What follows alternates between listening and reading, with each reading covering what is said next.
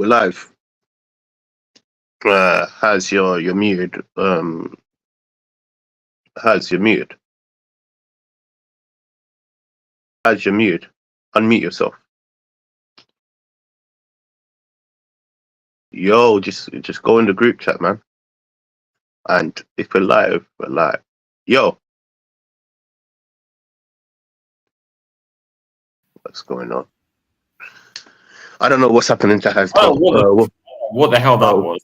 I'm bare confused. Well, we started. Yeah, welcome. Yeah, I said we were live like 10 minutes in it. Sorry, man. Welcome to Spurs Kings TV. Yeah. We're with TJ and Has in it, and Larry Scarf is going to be joining us in a while in it. So, he's just logging in right now. Yeah. Have to take over solo. Yeah, man. Every single week, man. These guys are not serious. Scarfy just use the link in the group chat. Yeah, fam. Just use the link in the group chat. I'm talking like TJ now. In the group chat, bro. Link in the group chat, bro. Yeah. How you been, Has? You been good? I mean, yeah. Apart from Tottenham, my life's been alright, mate. Yeah, man. I feel your pain because, like, I don't have access to WhatsApp from my laptop. God, okay. Give me a second. Jesus. I'm still live, by the way. I'm just gonna sort this shit out. Hold on. Just send it on Twitter, man. Send it on Twitter to him. Innit? Yeah. No, you're right. 110%. Like, Tottenham was really a disappointing moment for us. Yeah, I did predict it to be a draw, and to be fair, you two predicted a loss. What can we say? Tottenham's Tottenham. It's the Spursy way, really and truly. It's a difficult game for both teams, and you know what? Let's be honest here now. We didn't play amazing football. We couldn't break down their back line, and resultantly, they had a few chances. Their ultimate chance was obviously the corner that obviously went in and obviously gave them the point, really and truly. But when you look at it from a neutral point of view, we're both on the same level, West Ham and Tottenham. You know, it's as much as it pains me to say, it's an equal battle of two rubbish teams. For me, it's an equal battle of two rubbish teams. You get where I'm coming from, and I did know it was going to be difficult, to be honest with you, because there's an echo, bro. Just mute your mic for a second. Harry, just mute your mic. Yeah, just mute your mic for a second, bro. Yeah, love. Yeah, obviously it would be difficult for both teams, you know. And let's not lie here. Let's not act like we're the bigger club, because really and truly, it's two shit teams going against each other. You forget West Ham won the Conference League last year. Two shit teams going against each other. That's how it panned out on the pitch. And if you don't see it like how I saw it, I was kind of bored. You know, there was times where I was bored, like, you know, this attacking style from Tottenham was nullified from David Moyes' defensive line. And you know what? They played well. Look, again, it's West Ham's Cup final. You know, Antonio had that chance. Well. Yeah, right at the, like, near the endish, you know? Yeah, no, 110%. The issues I have is look, I don't have no issues with how, because we knew it was going to be a difficult game. We all said it was either going to be a draw. I said a draw or a loss in it. I got the exact right result right. I said 1-1, but we all said it was going to be a negative result. So let's just put this in a whole bracket. We all agreed that it was going to be a negative. My issues are, what is with our set pieces? Why can't we defend corners? Why can't we defend free kicks? Why can't we defend balls going into the box? And I'm classing all of these long free kicks, short free kicks, all of these things. We're struggling to deal with balls in the air. Now, do you know who deals with set piece coaches? Can I tell you? Ryan Mason. There's your answer. Now, see, I on the day I said one thing in it, you know. It's either Ryan Mason needs to find a different career, or Ryan Mason needs to smell the coffee beans, because clearly it's a failure what he's doing right now. It's also we're conceding the same goals. Yeah. Sorry, go for it, bro. No, I was going to say, sorry. So apparently, we had that good set piece coach under Conte because we know we had that record of set piece goals. So when Ange came in, and this is not Ange, unfortunately, he didn't get on or something with the set piece coach that was already there because there were some coaches that stayed after Conte left, remember? And so he got rid of him, and he brought in Jedinak, that ex-Australian defender. I can't remember who he played for in the Premier League, but I think it was Palace. Yeah, I was right. Okay. And then obviously Mason took one of them does attack, one of them does defense, but I can't remember which way around it is. But whoever they're both like rubbish. They're both garbage. Let's be honest with you. It's a joke of it's a joke for both of them, bro. Go out there and they find these good set piece coaches. Like look at Arsenal, they got someone in, and look how many. It's a joke, innit? But see, this is another thing that needs to be addressed in it, because we're conceding the same amount of goals than we're scoring. It's not good enough. And see now you're gonna think, oh, I have Ange agenda, but it ultimately comes down to Ange. If he can't see that it's not going right or wrong, bro, he needs to figure it out as well. You can be conceding all of these chances and conceding all of these goals, but if you're not fixing the problem, there's something wrong with you. So for me, we're blaming Mason right now, and this is what I was going to lead to. I was going to let another person jump in. Ultimately, we're blaming Mason, yeah? But really and truly, the person that put him in charge is Ange, innit? So for me, Ange needs to take a lot of slack because Ange is ultimately the person that's put him in charge. And now, look, I know the first year you can't do everything. The questions are, I'm going to come later on to like why I'm going to say this. Even Vicario's to blame as well, bro. He is also a part of this problem. If Vicario, not enough, TJ. If Vicario, for me personally, can't deal with corners and can't deal with set piece and can't deal with high balls, we have a weak goalkeeper. There's a problem. And I'm not talking about overall skill set. I'm just talking about that set because everybody's exposing us. Most of our goals are coming in from corners and free kicks. How's that even possible? What is going on here? There's a major issue. But I was going to say something about the West Ham game. What annoyed me the most, if you look at the statistics of the game, and I'm not really a stats person, but what stuck out to me the most is Spurs made almost twice as many passes as West Ham, but we had the same shots on target. So can you tell me what's wrong here? Like, clearly we're not being very effective in the way we play. And yeah, we're trying to sort of score the same goal every time. But anyway, Harry, your thoughts on West Ham? Yeah, and also what TJ said, let's be very clear here. If it wasn't, for set pieces, we would have won that game. So I don't think we're at our best, absolutely, but set pieces is a problem. And I said that, whoever, we know it's Mike Jennick and Ryan Mason, but no one knows what way around it is. But whoever it is, especially defensively, but both, they're still in an absolute living here because this is ridiculous. It can't keep continuing.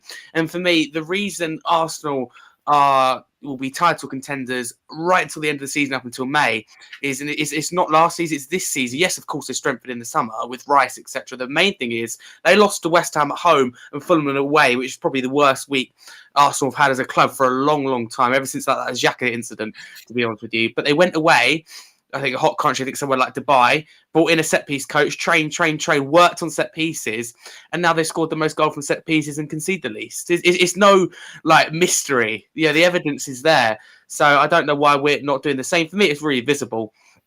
I saw a quote somewhere, Harry. Not a quote. I think I was watching another stream. I can't remember whose it was. So, but they were saying that they think one of Arsenal's differences in breaking low blocks is the set pieces because obviously they must. Obviously, these players stick 10 men behind the ball. They might block it and get a corner. And then because they're so good on corners, they'll break them down like that. Well, ultimately, you can have 80% possession or 20% possession, but set pieces still give you a good chance of winning the game. We've seen it with City, time and time again, over with Pep throughout the years, where they haven't been good, but they've won the game from a set piece. Arsenal, we continue to see it, scoring from set pieces, defending well from set pieces with their two physical centre-backs. So set pieces will always be a big part of the game. But West Ham overall, I thought our performance was good to start with. West Ham got the goal back and we kind of collapse for a little period. So overall, it's quite disappointing because we haven't beaten West Ham in 3 attempts, including pre-season this season. Where I will say, I do think West Ham are one of a couple of teams that have found a way to exploit Ange Postecoglou's style of football. It doesn't necessarily mean that Ange needs a plan B, etc. It's okay being found out. Being found out and stopping a team is one thing. Like, we all know how Man City are going to play, for example, but not many teams can stop them. Whereas with Tottenham, teams like Wolves and West Ham, they know how we play and they're stopping us. So that, for me, is an issue. We bring in quality in the summer. Will it be an issue? Who knows? We'll have to see the next season. But overall, frustrating game. Just glad we didn't lose it at the end. I just want to say something on Ange. I think he's very disrespectful to other teams. And the reason I say this is because they asked him in a press conference, they go to him, "Oh, do you think Man United can catch you?" And he's like, "Well, we're 12 points behind City. Don't you think we can catch them?" And I'm like, "Bro, what are you smoking?" I think it's no, but what I will say is he's not going to let the club settle for fourth. And whatever, you know my thoughts on the ownership, but regardless of that, not him sitting here going, "I'm not going to take for fourth," is what we want to hear. Harry, it's not that. It's just the way him with the comment. It's like, it's not. But wait, it's not even settling for fourth. It's now coming to the point where we could even settle for fifth and sixth. You get where I'm coming from? So as much as you're saying, it's a way of him saying, "Oh, you know what? We're not okay with us settling for fourth. Technically, your goal is top 4. So right now you have to play your cards." He even told us in his first press conference, the aim of this year or this club is get this club back into Europe. So he basically said what he was going to do before. When you're playing poker, I don't know if any of you guys play poker, innit? Yeah. You play the cards what you have in your hand. You don't play the cards what was on the table. Because if you start playing the cards when you're in the table, you're going to lose every single time. Now, my point is this: in poker, you bluff. There's a chance of you having good cards, but on the table, it's bad cards. Now, you need to learn the game of bluffing, playing your cards right. Really and truly, this is what Ange's problem is. He's not playing his card right. When you say stuff like, "Oh, our goals away, we're 12 points away from Man City." I don't give a damn if we're 12 points away from Man City. You need to fucking beat West Ham. You need to beat, what is it called? Play the cards that are right in front of you. If you're struggling to beat teams that are in front of you, how the hell can you beat teams like Man City and Arsenal? Now, we're coming to a difficult run of games, and this is my point, isn't it? Now, if you don't play the cards that you have and play the team that is on the pitch, because, look, it's all fair for Ange to say, "Yo, our goals are not top 4. Our goals are not Conference League. Our goals are not Europe. Our goals are not first." It's fair on him. Fair assessment to say these type of things, because you ideally want to bring a perspective, and obviously, let's just be honest with you. If you set a goal and you stand by that goal, you're not going to either achieve more or achieve less. So it's fair for him to say that. My concerns are we're losing too many games and dropping too many points in games that we should be winning. Now, for whatever reason, it's the same signs that carry on happening, in terms of if it's not a set piece, it's the high line that's exposed. If it's not a high line, it's the attack that we're meant to be playing, this flourishing football, attack, and put the body. Do we see that? TJ, the only way we score goals, right, is either we pass through the team or we play a. Do we actually see that? If you notice, he'll bring on Johnson in the second half, and I noticed Johnson does this a lot. He'll whip a ball across the box. Well, we do. But that's where we need a number 9. I think a number 9 we'll be hitting a lot more goals because we get good positions and we get good crosses in, but there's often no one at the end of it. And I also think we need to shoot more. I've said that before. We don't shoot enough, and that is a problem. But what TJ said about the Ange Postecoglou thing, where for me he did get it wrong is saying that we're going to sign a fourth strong centre back, because any team with a centre back, as you mentioned before, your Brathwaites, whoever it may be, are going to go, Tottenham want a fourth centre back. Let's chuck 20-25 million in front of that. So for me, I don't know if he's told to say that, etc. I would have gone out there.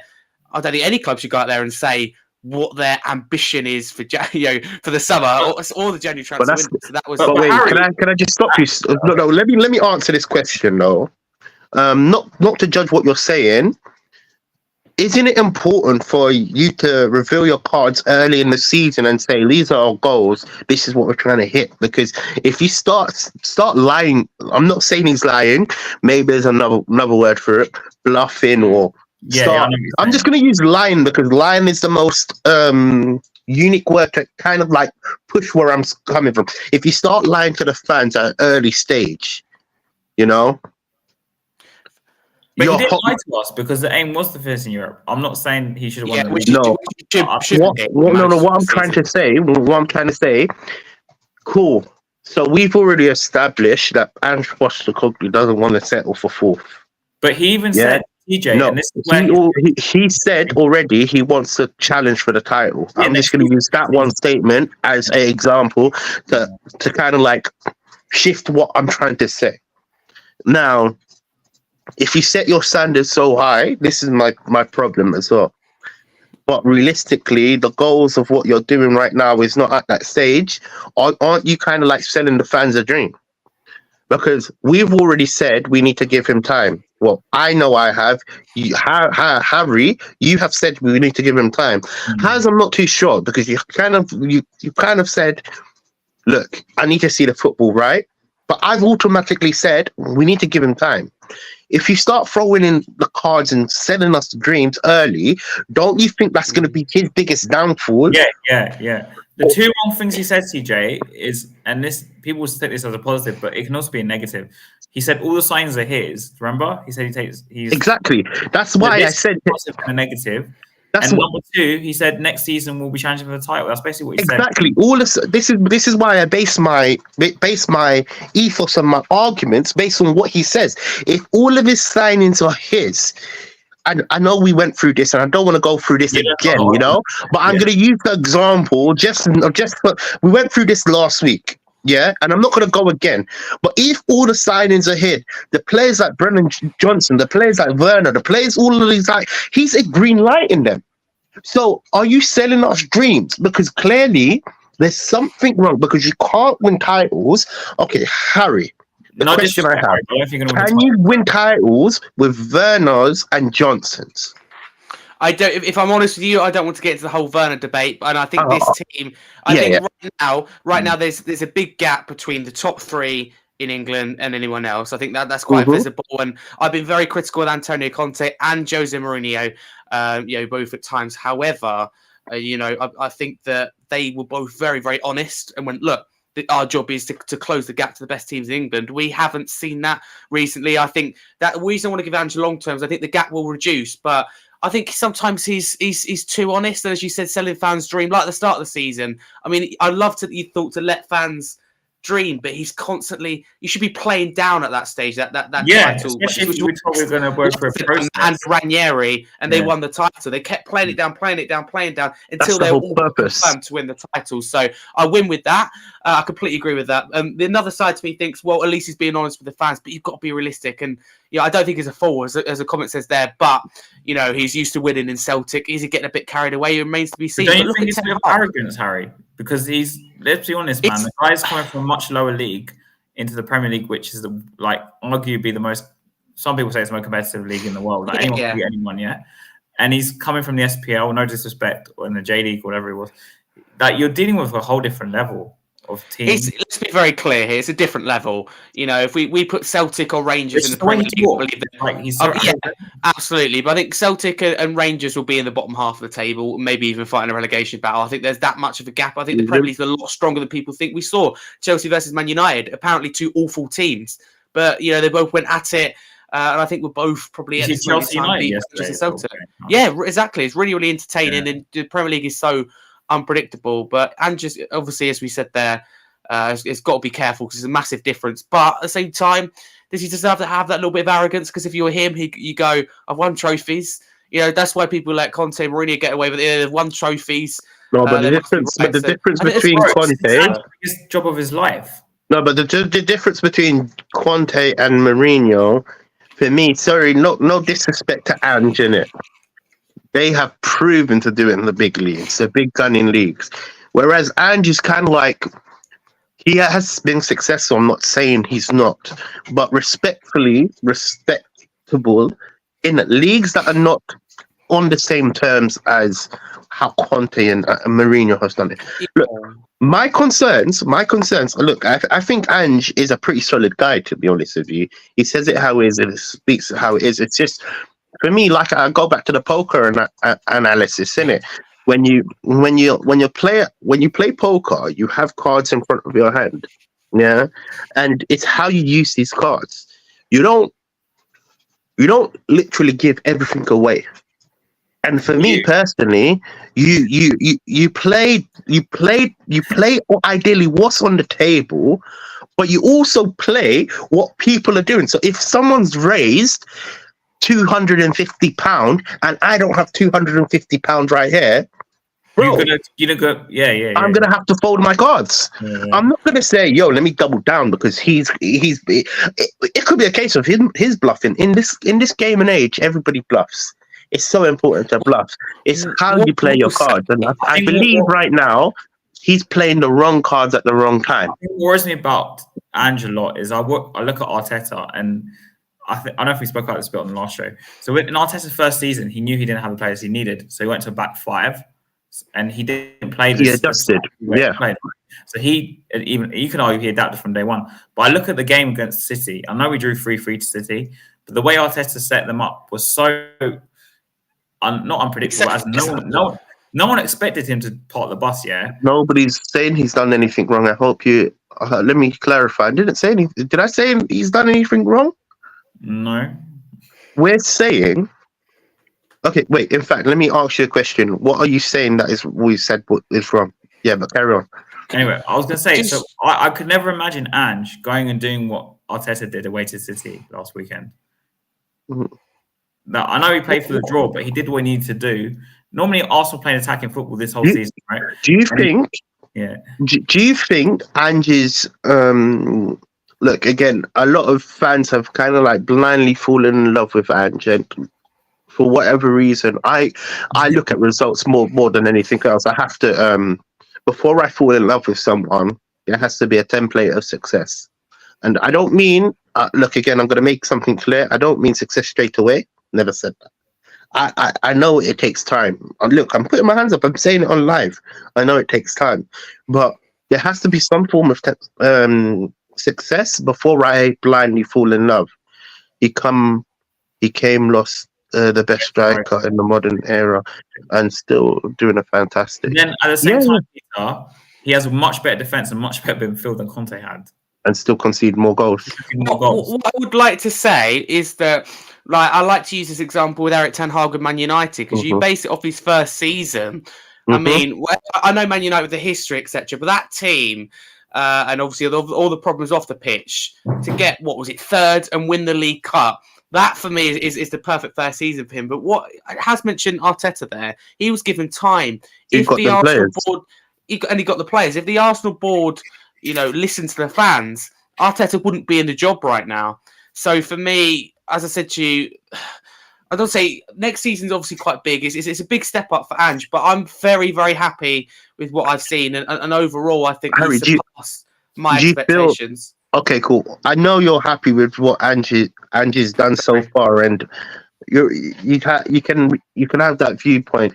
Now, the question I'm going to propose to you, obviously jumping onto what you've just said. Now, there's going to be a big amount of pressure from a lot of teams around us. You got the teams like Man United. They need to do better. Chelsea, ideally, have to do better. You got Liverpool. That I don't think there's going to be a lot of pressure, but I feel like because they've lost Klopp, they're going to want to at least finish in the top four. Then you got Arsenal, and if Arsenal miss out on the title, they're going to want to do better next year. Man United is Man City is Man City, innit? Villa as well. So you got a lot of teams kind of like chasing that top four and being very competitive. What's the chances of us kind of like taking over all of them players that are more established because they're more deeper into their actual process than Ange? Because generally speaking, I get that we have our goals, but also other teams have our goals. So we have to be realistic. Where could we see ourselves finishing next year? Because you are really positive when you speak about next year, you know, and this is why I'm kind of throwing this question to you. Generally speaking, I can't see us doing better than what we're doing this year. Okay. Due to the fact of the circumstances of what's happening around us. But that's just my opinion. Again, you're different. You see it as we are definitely going to win something, and obviously it's going to be a much better season. So where do you think we'll finish in, and how do you think that goal?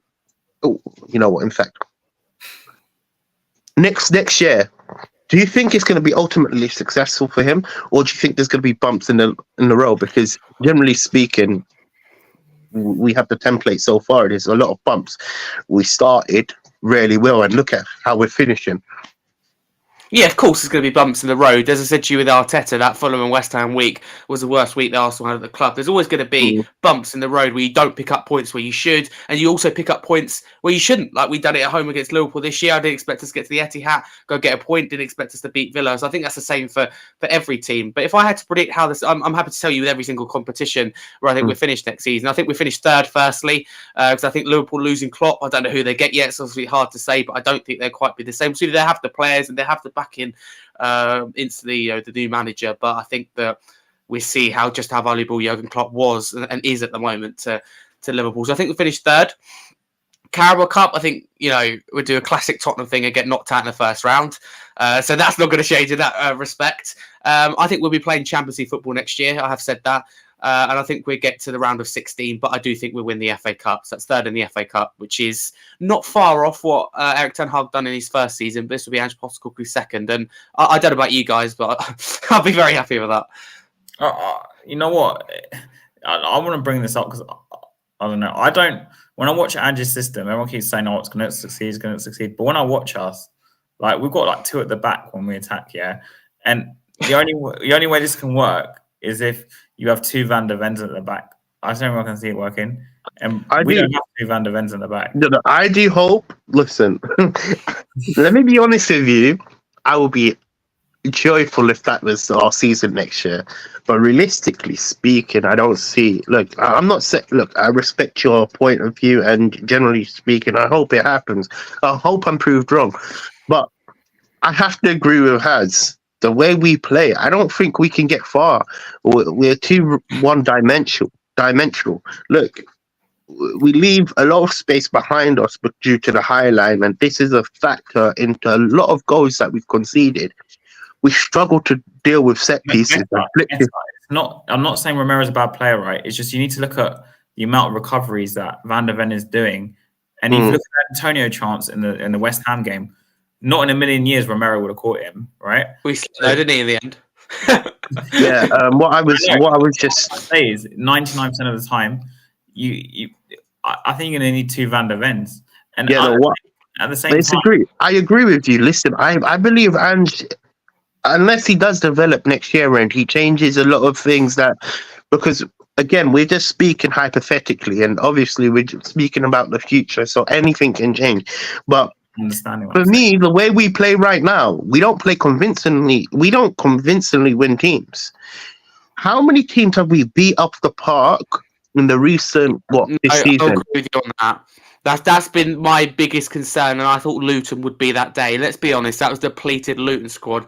And let's be very clear here: if we play like we did against Fulham or Luton. Let's just random example. We play Newcastle at St James's Park, also a little bit depleted. Then we lose that badly. Same with Liverpool, same with Arsenal, same with City. So we have to improve. And where I really want to see with Postecoglou, and I do think that he has changed. Like Luton, second goal goes in, Højbjerg straight on the pitch. So I do think that part of him has changed. But yeah. What my biggest issue as well with his system is we very much praise the inverted fullbacks, yeah. But in a counter, right? You have to understand. The inverted fullbacks give us. You've lost the fullback. Inverted fullbacks opens us up. Unless we get number 6, Harry, who can literally just. So I look at someone like Rice, for example, and I don't know if he's the guy for it. I'm just using him as an example. Rice can play centre back and he can play or John Stones can play centre back and he can play in midfield. Yeah. The issue, no, but the issue we have. We need a number 6, in my No, opinion. I disagree with that. You know, the reason why I disagree with what you're saying the issue we have, why it's so wide and why we're so open, is the fact that we're playing so far up the pitch, past dude. What's this supposed to be? In terms of if the inverted fullback was doing it 4 yards back and we were playing a normal system where we're not high up. Right, just so the guy, I don't know. For example, if we were doing the inverted fullback and we were doing it in a normal standpoint, I don't have no problem about the high line. Again, that's how he wants to play. That's his style. Listen, hope it goes well with it. But the issues I have is the fact that we do it so high up the pitch, so it leaves a lot of space in behind. And as you can see, do you realize against West Ham, against all teams, in fact, you know what? I'm even going to mention every single team. What way do they attack? They attack down the flanks all the time. They get in behind Van der Ven, so Van der Ven has to push out, and now is one and one against 2 and 3. You know, so it's like. That's the major issues that we have going, defending. But again, it comes down to developments and having the right players. Maybe if we had a good number 6, a 6 that just sweeps up everything, maybe we won't have these issues. But again, these are all hypotheticals, because generally speaking, we're linked to people like Conor Gallagher and all of these type of players. So due to the fact of, look, do you think Conor Gallagher is going to be the person? No. I watched him last night. I was like, no, thank you. I don't know. Generally speaking, I don't know. So it comes back to the same issues that we're having. I'm not against you as a person yet, but you could argue that about every single manager we've had. It's dependent on the players you have. You could say that about any manager, mate. That's why what you're saying. But that's why. No, but that's why I'm strongly on this poker thing. Generally speaking, you play the cards that you have in front of your hands. So put it like this: if you don't have a defensive midfielder, this is just argument's sake. Remember, I'm saying this argument. If you don't have a defensive midfielder to do the job that you want him to do, you don't play this high line. Or if you don't have a right back that can go forward, you don't play the line. If you don't have a centre back that can recover, you don't play the line. If you don't have a striker, you don't play. You see my point? You have to generally play what you have and improve on what you do have. So, for example, let's just say you're good going forward, but you're bad coming back, you're bad going defensively. You just mentioned it. Romero, maybe we need to improve on Romero's position, because we can see that Van der Ven is performing well. I'm not saying, listen, these things are just examples, but you have to play what you have. And if you don't have it, bro, we're going to be sitting in this situation. Is that because the fullbacks invert, you lose 2 players immediately in your defensive line, yeah? Exactly. By default. So, do you then use the wingers as wing backs? I know it sounds messed up because we're talking crazy talk here. You have wingers who can also track back to cover those wide areas that we're leaving short, yeah? We're gonna have to sign some mad fast wingers for that to work. But can I just say too many holes? Can I just say in terms of fullbacks, as we mentioned it there, there is no benefit whatsoever playing with fullbacks against low block teams, because it just causes congestion in midfield. And the likes of James Maddison, without openly saying it, he gets annoyed with the fullback sometimes. You listen to him after, he just goes, "There's no space," and what he means is the inverted fullbacks, they're too high and too narrow.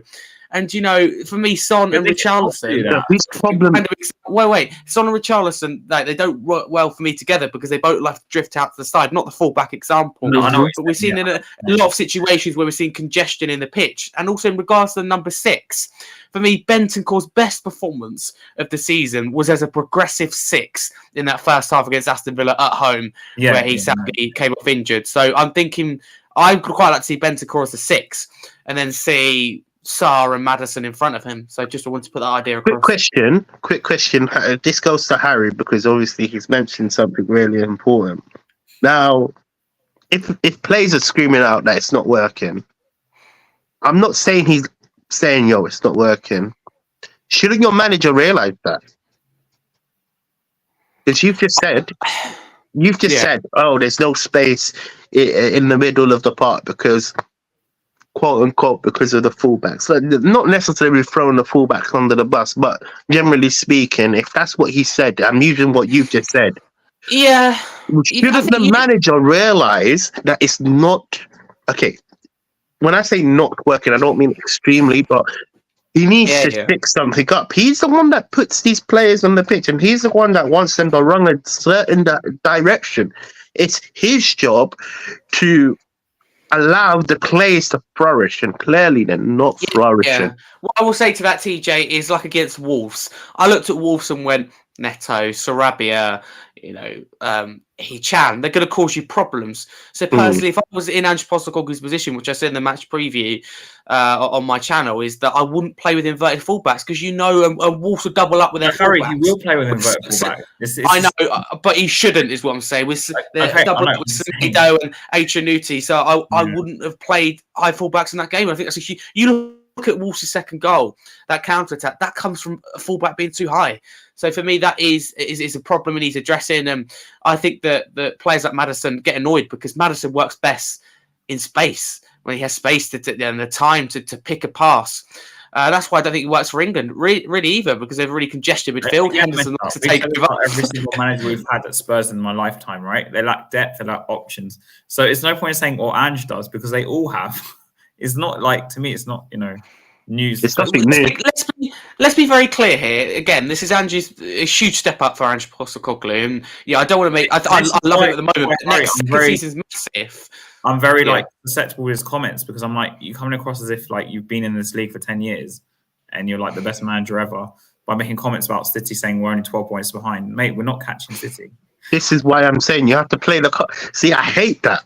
I hate that. Can I be honest with you? If I was to, if I was to like throw something under the bus, what I hate about Ange, it's comments like that.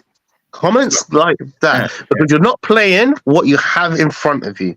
You're not saying, why didn't you get a result against West Ham? Why didn't you get a result against Wolves?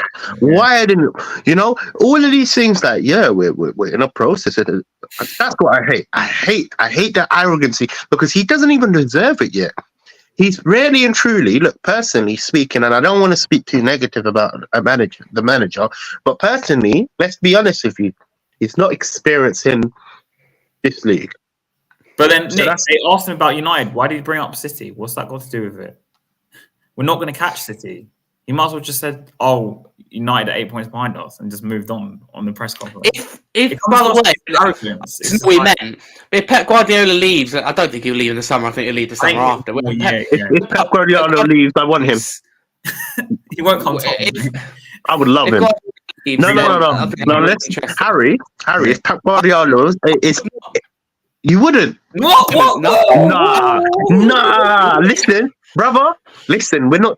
Listen, if you say you wouldn't want him.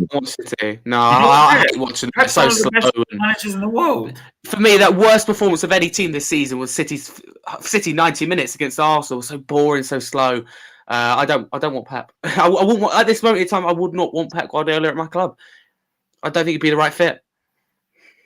No, we're not saying he's coming.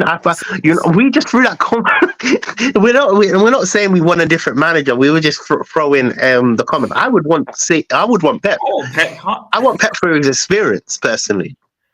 Pep could do wonders with the Tottenham team. It's my fault. I worded it really poorly. I wouldn't turn Pep Guardiola down. If you said to me right now, Ange Postecoglou or Pep Guardiola, I'd go with Ange based on what I've seen. I have full faith in Ange Postecoglou. Bro, you're mad. Let me be honest with you. I think that we'll be talking in 5-10 years' time, whether it's at Tottenham or not, where he's won a lot of trophies. I would drop him. I would drop him right now. I would drop him right now for Pep.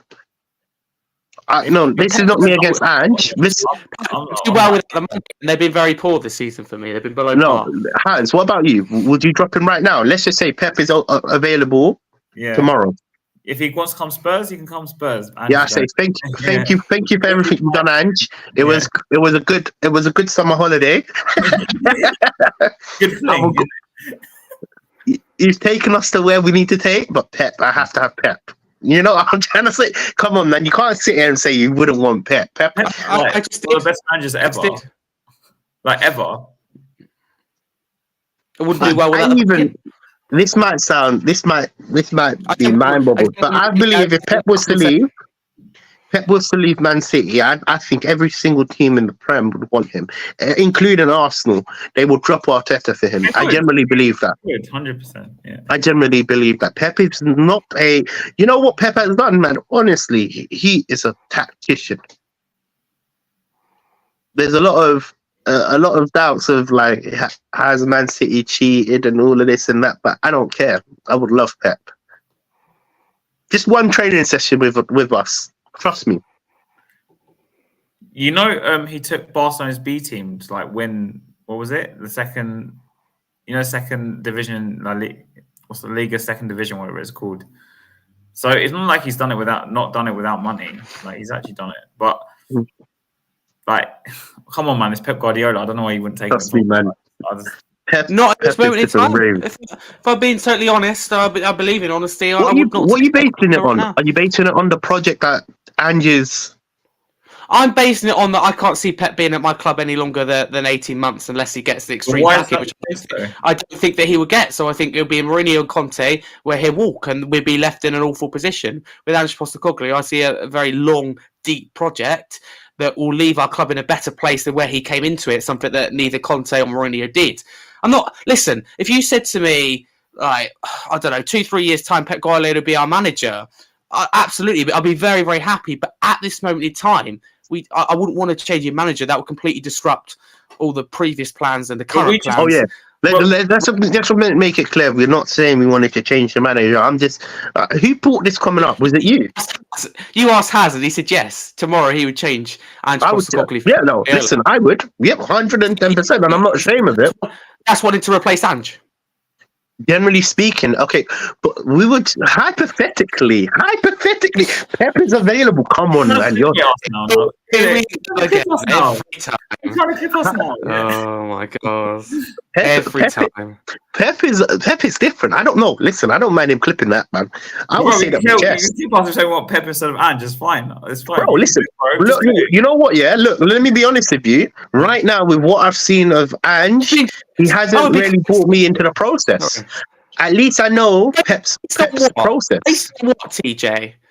What haven't you seen to get excited about? Let me be honest with you. Yeah, I'm based on. Look, let me make something clear. If you're based off results, we've gone and got that. Not really. Results. Not really. Well, can I got a very important stat here while I think of it compared to last season? We're one win away, 3 points away from equaling our points tally of last season. 8 games to go. That is a clear sign of progression. We're playing football at this club and the fans want to see. We're going to get results. We're toe-to-toe with Liverpool, Man City, Arsenal at the start of the season, and we're going to be playing Champions League football next season, which no other manager. If Guardiola came in the summer, I think we'd be outside the top 6. So what? You know what? You're smoking something, brother. You're smiling. You see, I brought that. So you're smoking something back in it. Come on, man. If Pep is available, man, you take Pep every single day of night, morning. Now, like ever. We're talking about ever, man. One manager I would take over Postecoglou right now. Not one manager right now. You're too in love with him. I think you're too in love with the process so far. What is it, fucking Ferguson? He's not up to managing right now. Don't be stupid. But I would I would take Sir Alex Ferguson over. I wasn't even alive when Alex Ferguson was manager of United. But I would take Sir Alex Ferguson right now if for the experience, 110%. Mate, the best manager that ever lived, in my opinion. But yeah, I know. But would he be able to do it now? Most probably. I don't know. I don't know. Who knows?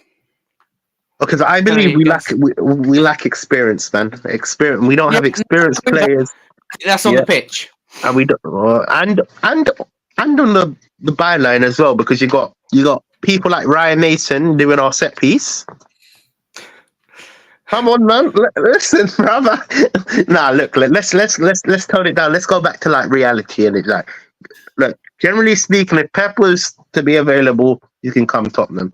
I'll open my arms up. But we're with Ange, and again, it's a process, and we just have to be patient. That's what a lot of people tell me. Patience is the best way to life. What was your opinions about us going forward, innit? due to the West Ham game, what was you lot's opinions about us, like, kind of like penetrating their defense? Was it frustrating? I struggled to. You again. I was very bored watching us. We just pass it. Same patterns, the same. Try and walk it into the net. It's just really boring. I don't think we were penetrating them, if that's anyone says it. And it kind of shows in the fact we only had 4 shots on target, and they still had 4 shots on target, despite us having 600 passes almost, and they had 300. So to me, it's like, whatever they're doing with the ball is not effective, because you can't have twice as many amount of passes as the opposition and still only have the same amount of shots on target. That's just criminal. If we're basing this on possession, I know it's possession-based football, but still, like, we're not being effective with the ball. And that's to do with, I think... Why is that? The style of the... It's a style, isn't it? How are we trying to score goals? How are we trying to score goals? It's the same stuff over and over again. Who watches this channel on a Friday, I'm very critical of Son. I don't want him sold, by the way, just before I'm going nuts. No, not as criticising Son. Let him land. But there was 2 or 3 instances in that game where Son could have shot earlier, but he delayed. Do you think that's down to Son, or do you think that's down to Ange? I believe it's down to the tactics. I believe it's what Ange wants to do, because if you realise and it's not just Son, if you realise that, how do we create chances? He goes to the wingers, and then the wingers have to either pick out a pass or pass it backwards, right?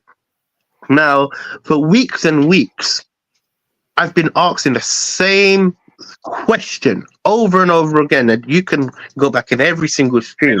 Even the first game of Ange Postecoglou's career, we done a preview. I said, Ange's system, after watching all the preseason friendlies, I said, Ange Postecoglou's system, they struggle to create clear-cut chances. Why is that? I believe we're focusing on our attack down the flanks and not really getting the clear-cut opportunities down the middle. And if you look at all our goals we've scored, put a compilation of all the goals we've scored, it's basically the same goals over and over again. It goes to the wingers cross it across, and it's a tap-in. But there's no actual football run counter attack. There's nothing like that anymore. We used to be the best counter attacking team. We used to sit back and counter. Where's that gone? Where is that gone? That was when we were scoring goals for fun. Now we're struggling to even open up teams. And at best, let's be totally honest here, at best, the chances that we create are not good enough. Generally not good enough. It's a case of what is it called? Marlon is doing that thing again. We can't see your comment. At best, when we do create chances, generally speaking, it's not like it's clear cut. It's not 1-on-1 with the goalkeeper, is it? We had a few of those over the past month or 2. That's why I remember. They only had that Son one when he hit 2 posts, and we had and it went back and forward. Yeah, true. But the problem it's a style. Problem is that ball we play, the through ball we play, is a lot rarer now. I think at the beginning of the season, Maddison was playing a lot more through balls, but now, obviously, because he's had his injury and that, like I think Maddison kind of covered over all the cracks in the first 10 games. Do you feel like it's the quality that we have on the pitch? Because there's a few players that are, look, for whatever reason, they're good, they're bad, or whatever, yeah? But do you feel like for us to execute this style, we need the quality to go from here to there? We just don't have that. Before I was saying buy fullbacks, but scrap that, because the fullbacks aren't even going to play fullback anymore in this system. So forget it. We need 3 of the attackers, a number 6. And probably another centre half. But that's basically a whole new lineup again. Half a team, yeah. That's like a whole new lineup again. Is that realistic for him to do that in the summer? It's not really down to him in that sense, really. I mean, if we he's green-lighting everybody, isn't it? So, in the ideal world, let's be honest with you here now. In the ideal world, look, we can hope we can get better in certain areas on the pitch, but realistically, it comes it comes down to Ange and developing. And I hope he takes this season as a lesson, a learning curve, innit? You know, like, cool, this doesn't work, this doesn't work, this has to change, you know? Because then, at least from what Harry's saying, we can judge him, you know? I'm on the stance that if he does, I think if we play the same way next season, TJ, we're in trouble. We are definitely in trouble. Definitely in trouble. Yeah. I believe so as well, because like I said, all the teams around us are going to get better. It's not just that. I'm not saying we won't sign anyone good. Like, we might sign people good, but if we're not willing to adapt to games, which is what Ange implies every time I watch him, we are going to be in definitely trouble. We're going to suffer, you know. But Harry doesn't think that. I don't. He hasn't. You know the problem. Okay, cool. Convince me why it's going to be different. Yeah. Harry, please convince me and TJ why you think it's going to be different. What, the window? Not just the window. Just next season. Our direction. Yeah. Well, as I said to you before, and I'll say it again, I don't get the negativity at the moment. For me, there's not one thing that I can even think about moaning about. Okay, we didn't beat West Ham. It'd be little things like that. But overall, for me, like style and like the way we play. We have to learn to criticize these things because we want better, right? And if we don't criticize it, I'm struggling to answer the question because I can't really think of anything that's negative. So I can't really convince an opinion that I think an opinion should be there. And that he'll learn his lesson or something, or this style will suddenly work. Why against Luton became on the pitch? That's changed. Obviously, right now, I'm not accepting this style will work. I don't know about TJ. I can't speak for him. But for me, I want you to convince me that this style will work next season. 100%.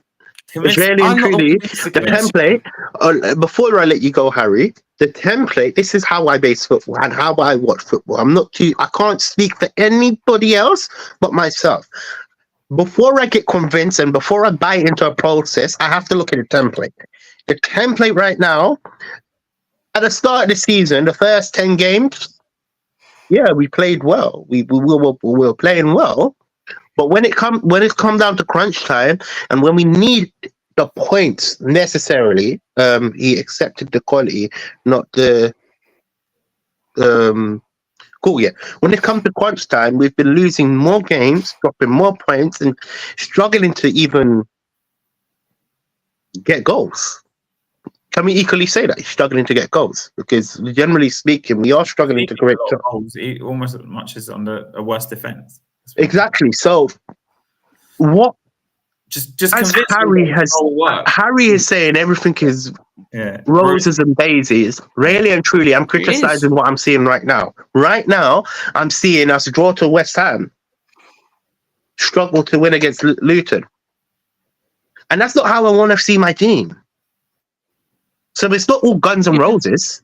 But I'm saying convince us that Ange is the man and convince us that Ange's style will work. That's what I want to hear. Don't just say it's all happy and roses. I just want a convincing argument. If you let me answer, I could absolutely tell you. Ange Postecoglou in his first season in the Premier League has lost the best striker for me in world football and probably the best player, one of the best in the world right now.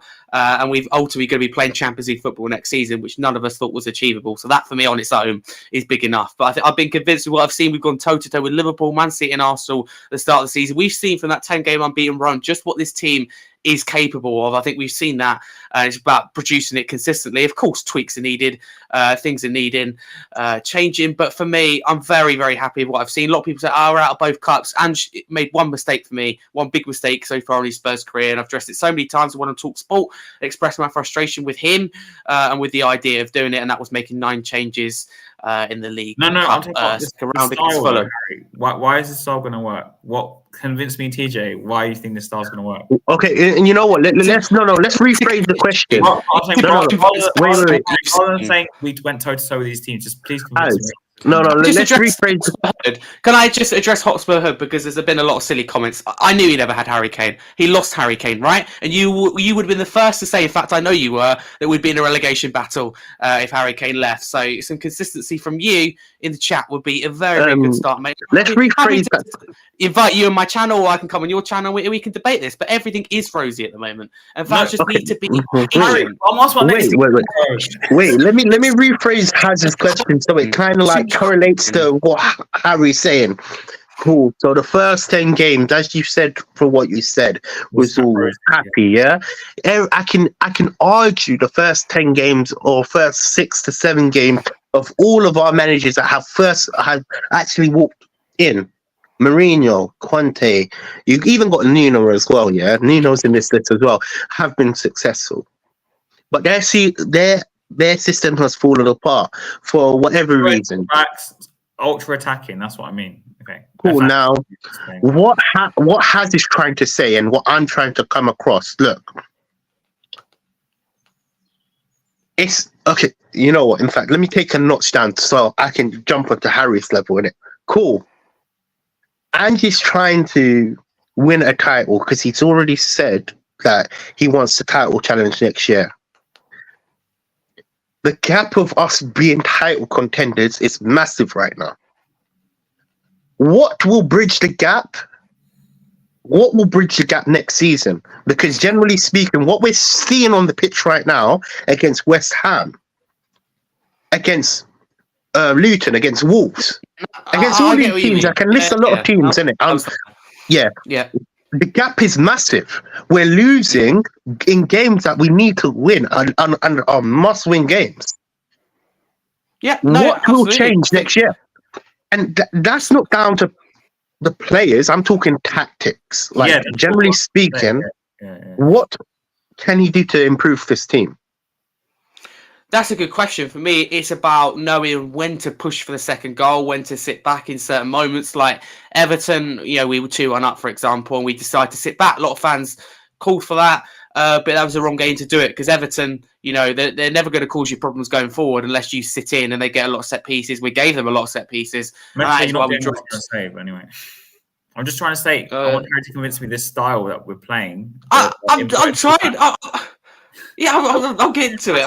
But see, TJ said to me, we need to change. I really said that for me, we need to change when to sit back and when not to. And as I said, we've seen Højbjerg come on with 2-0 against Luton. That is a sign of change.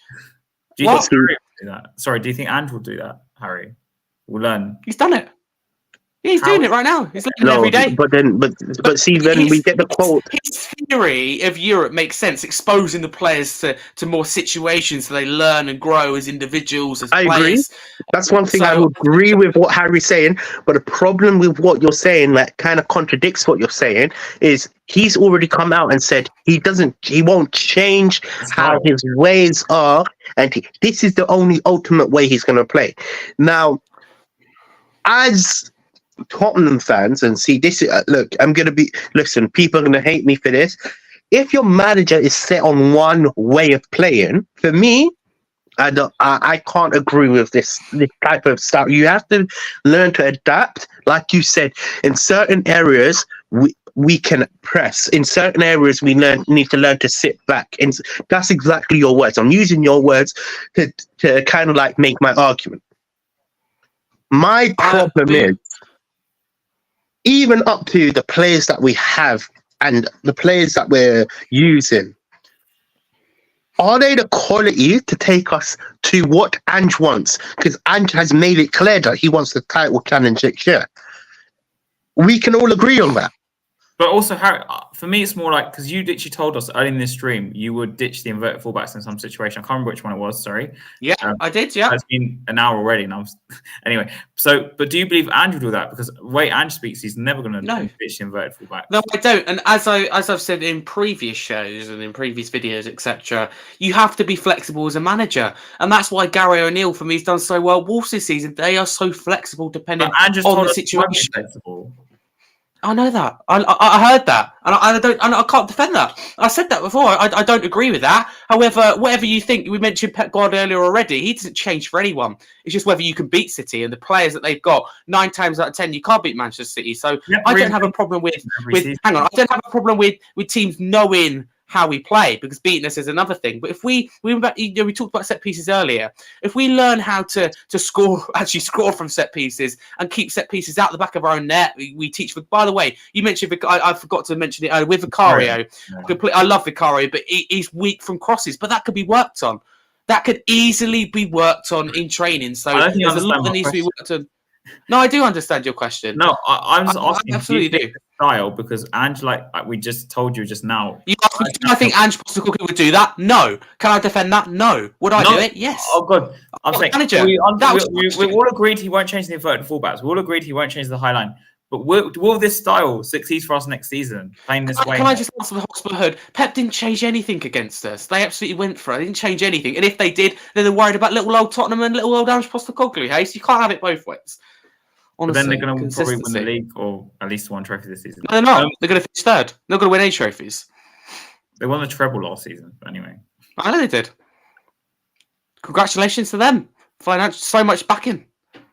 It's expected. We could do with that. But anyway, but Harry, I'm just saying, convince me this style, because we all agreed that Ange won't change the style. So convince me why this style was going to work. The actual style itself, not the players individually. I don't mind including some of the players to explain it, but convince me why this style, you think this style works. Because obviously, me and TJ, I've already convinced myself I don't think this style works. If he sticks with this, it's not my job to convince you. It's down to Ange Postecoglou to do it on the pitch, and they've done that so far this season. They will continue to do that. But see, Harry, what you need to understand is, he's convinced you, but he hasn't convinced everybody else, right? And when you want us to support a process, if you're not behind Ange Postecoglou, I think you're deluded. I never said that. I didn't say that. Convince me why this style works. I'm saying. No, I didn't say that. I'm saying we've seen it this season. I didn't say that. I'm just saying, look. Has not been funny, but it's a silly question. When you've seen that it's worked this season, and we beat Liverpool. No. Listen, we went to yes. We went to the How has it always worked this season? Yes, we lost at home to Wolves. We lost 3-0 to Brighton. We lost 4-0 to Fulham. I can read off under Antonio Conte and previous managers. Okay, you said that you'd accept bumps in the road if you could see trophies coming, and they are coming. But you did say ideally, that. We all will take bumps in the road, but it's about the light at the end of the tunnel. And that light is getting I've been questioning the manager since day one. Can I just say to people like Scott as well, and anyone that wants to challenge me, come on here and challenge me. You're all this. I'm waiting for you to ask a question about the style. No. But see, Harry, you haven't actually answered Haz's question. I'm just asking a question. No, you haven't. I think we've seen evidence. You believe it works? Wait. You believe it works? Saying to me, I don't believe it works. That's like saying to me, convince me there's a moon or there's a sun in the sky. Just look up and you'll see it. Bro, listen, you need to give you any evidence. No. What he's trying to say, and you know what, the words have to be worded correctly. Because let me just reword it, innit? He said, look, how I see football, I have to have a template, and I have to judge on that template of play, you know? And what I have to agree with is the style for me. Look, I'm just going to use an example. I'm not throwing Haz's point of view under the bus, but the style is to open, to challenge for the title, which Ange wants to challenge. That's just an example. Now, Haz, correct me if I'm right or wrong. You're basically asking Harry to explain what you see on the pitch, why you're convinced compared to results. Why you're convinced? No, don't bring we've seen results. Harry, don't bring results. Business. Don't tell me results. Is he explain to me in-game situation? What do you want to see? What do you want to see if you don't want to see results? Football's all about. So you're happy. Okay, cool. But Harry, you're happy with. Harry, you're happy with 1-1 draws to West Ham. You're happy with Wolves Who said that? Losses. You're happy with Fulham losses. You're happy. This season lost to Fulham away. That's 2 inexcusable, 2 anomalies. And our 2 anomalies are Wolves. Are you happy? Listen, this is my point. My point of view. Are you happy with the set pieces going in? Are you happy with conceding a lot of chances? Are you happy with not scoring? I'm not answering that question. That was wrong. Take that back. I'm sick of it because I've answered so many questions on set pieces, and I've constantly said that it's a problem. I said it ever since that Everton. No. I'm not talking about set pieces, Harry. I'm not talking about set pieces. I'm talking about the style itself, the fullbacks, the very high wingers, the fact that we're very congested in the middle. If Andrew's going to stick with this style, please convince me how this is going to work. I'm not asking you to tell me. My job is not to convince you. Don't give me examples of league finishes. Don't give me examples of one-off games that we've lost and then one-off games that we won. Convince me why the style itself, the shape, the formation, why you think in the end this will work. Can I just, Hotspur Hood's getting on my nerves. Can I just say I don't have access to the link? I'm not signed in. Just saying I'm not sending you the link. I'm not challenging you. I can't comment. It's not letting me comment, and it's not sending me the link. I'm someone who's never been all talk. I dislike Stell with a passion. I dislike his opinions with a passion. I went on his show and challenged him for 2.5 hours because I stick to my word. Harry, wait. Harry. Let's settle this, innit? We can send him the link if you want to send him the link, innit? He can be up. Yes. The Hotspur Hood, innit? Send me your number, innit? You know. In fact, I don't want to give you my number. PM me. He's got my number. He's got your number, yeah. Cool. Yeah. I'm sick of but I'm generally sick of being called out for this, that, and the other. Harry, when I'm consistently answer my question, please. I'm just waiting for an answer. Yeah. I don't know what you want me to say. Just tell me why the style and the formation will work. That's all I'm asking. It's working. It's as simple as that. That's like saying it's working. Convince me that tree's going to stay up, and it's been up for 25 why years. Why is it working? You've got clear evidence there. Absolutely ridiculous. Harry, you're not understanding what I'm saying, bro. I don't know if there's a right or wrong way to actually. I send him a link. Anyway, good. I don't know if there's a right or wrong way to actually. I don't even know if there's even a way to word your question because I tried to word it 100 different ways, isn't it? I'm struggling to now. You're saying it's working. What is working? See, it's the same. It's the same type of question. Football TV is one of the only people with common sense on it. It's working now. It will work next season. Okay, cool. Wait. Meta. What is working about the system that you're seeing on the pitch right now? Tactics, please. I can't. Let me tell you. Bro, I literally, I'm not going to send my WhatsApp number on here unless. Listen, I was going to invite. Wait, do you have any of us? We could invite you, man. Have a chat. That's the only way it's going to work. Nah, never. Sorry, bro. Meta Football. Do you have Harry's number? Who? Does Meta have your number or your Twitter or something? I don't know actually. Let me have a look. It doesn't have my number. I don't give my number away, but it could be on here. Does he have you on Twitter? I sent Dan the link anyway. He might be saying no. I honestly don't know, to be honest. Yeah, look, cool. Let's go on to another topic because clearly this topic is not getting nowhere, isn't it? Yeah, Kulusevski. What's your opinions about Kulusevski? Because from what I've watched other YouTube channels recently this week, a lot of people are convinced that Kulusevski won't make it in the system. So TJ, what are your thoughts on him making it or not making it? Or do you think his time is up? Because Napoli have been linked with him this week, by the way. Look, it's fair for people to just. Okay, the question is, where is he going to make it in the system? Firstly, if you think he's going to be a winger, then clearly he's not going to make it in the system. If you think he's going to be another midfielder in terms of attacking midfielder, take over Madison role, you know, then maybe there's a chance for him to make it in the system. Look, the problem we have right now is a lot of attacking players are not really performing. Okay, cool. Johnson, let's be honest with you, is in hot form. He's done well recently. Yeah. Listen, Johnson. Yeah, that's fine, Harry. Johnson is in hot form, and we can see that a few players are performing at a standard that we would like to see them perform every single week. Again, maybe just better. I am on in the background. Put me in. Yeah, cool. Welcome. Oh damn, Az has gone. Cool. Back to what I was saying. Sorry. I keep getting distracted. Look, for me, it's a case of I don't think a lot of our players are performing, and we can see it. Like we are struggling to create clear-cut chances. For me, it's about the money. If the money is there, and let's just say it's what 40 million, 30 million, 35 million, I would accept it. I would accept the. I can't see him in the background. You can't. No. Come back in. I don't see him. Is this the right link? Give me a second. I'm just trying to send it again. The link in the group chat, bro. Yeah, that's what I sent him. I don't know. Yeah, cool. Yeah, no. Again, it's a case. See, I keep losing what I was saying. Sorry, guys. No. Look, again, if it's like 40, 30 million, if you could sign better, I would love to sign better. And that's not me against Kulusevski. Generally speaking, we need a clean out, and we need better players to perform in these positions. And if Kulusevski is not cutting it out, it's time to let him go. Generally speaking, I wouldn't prefer to, because I think he has a lot to offer.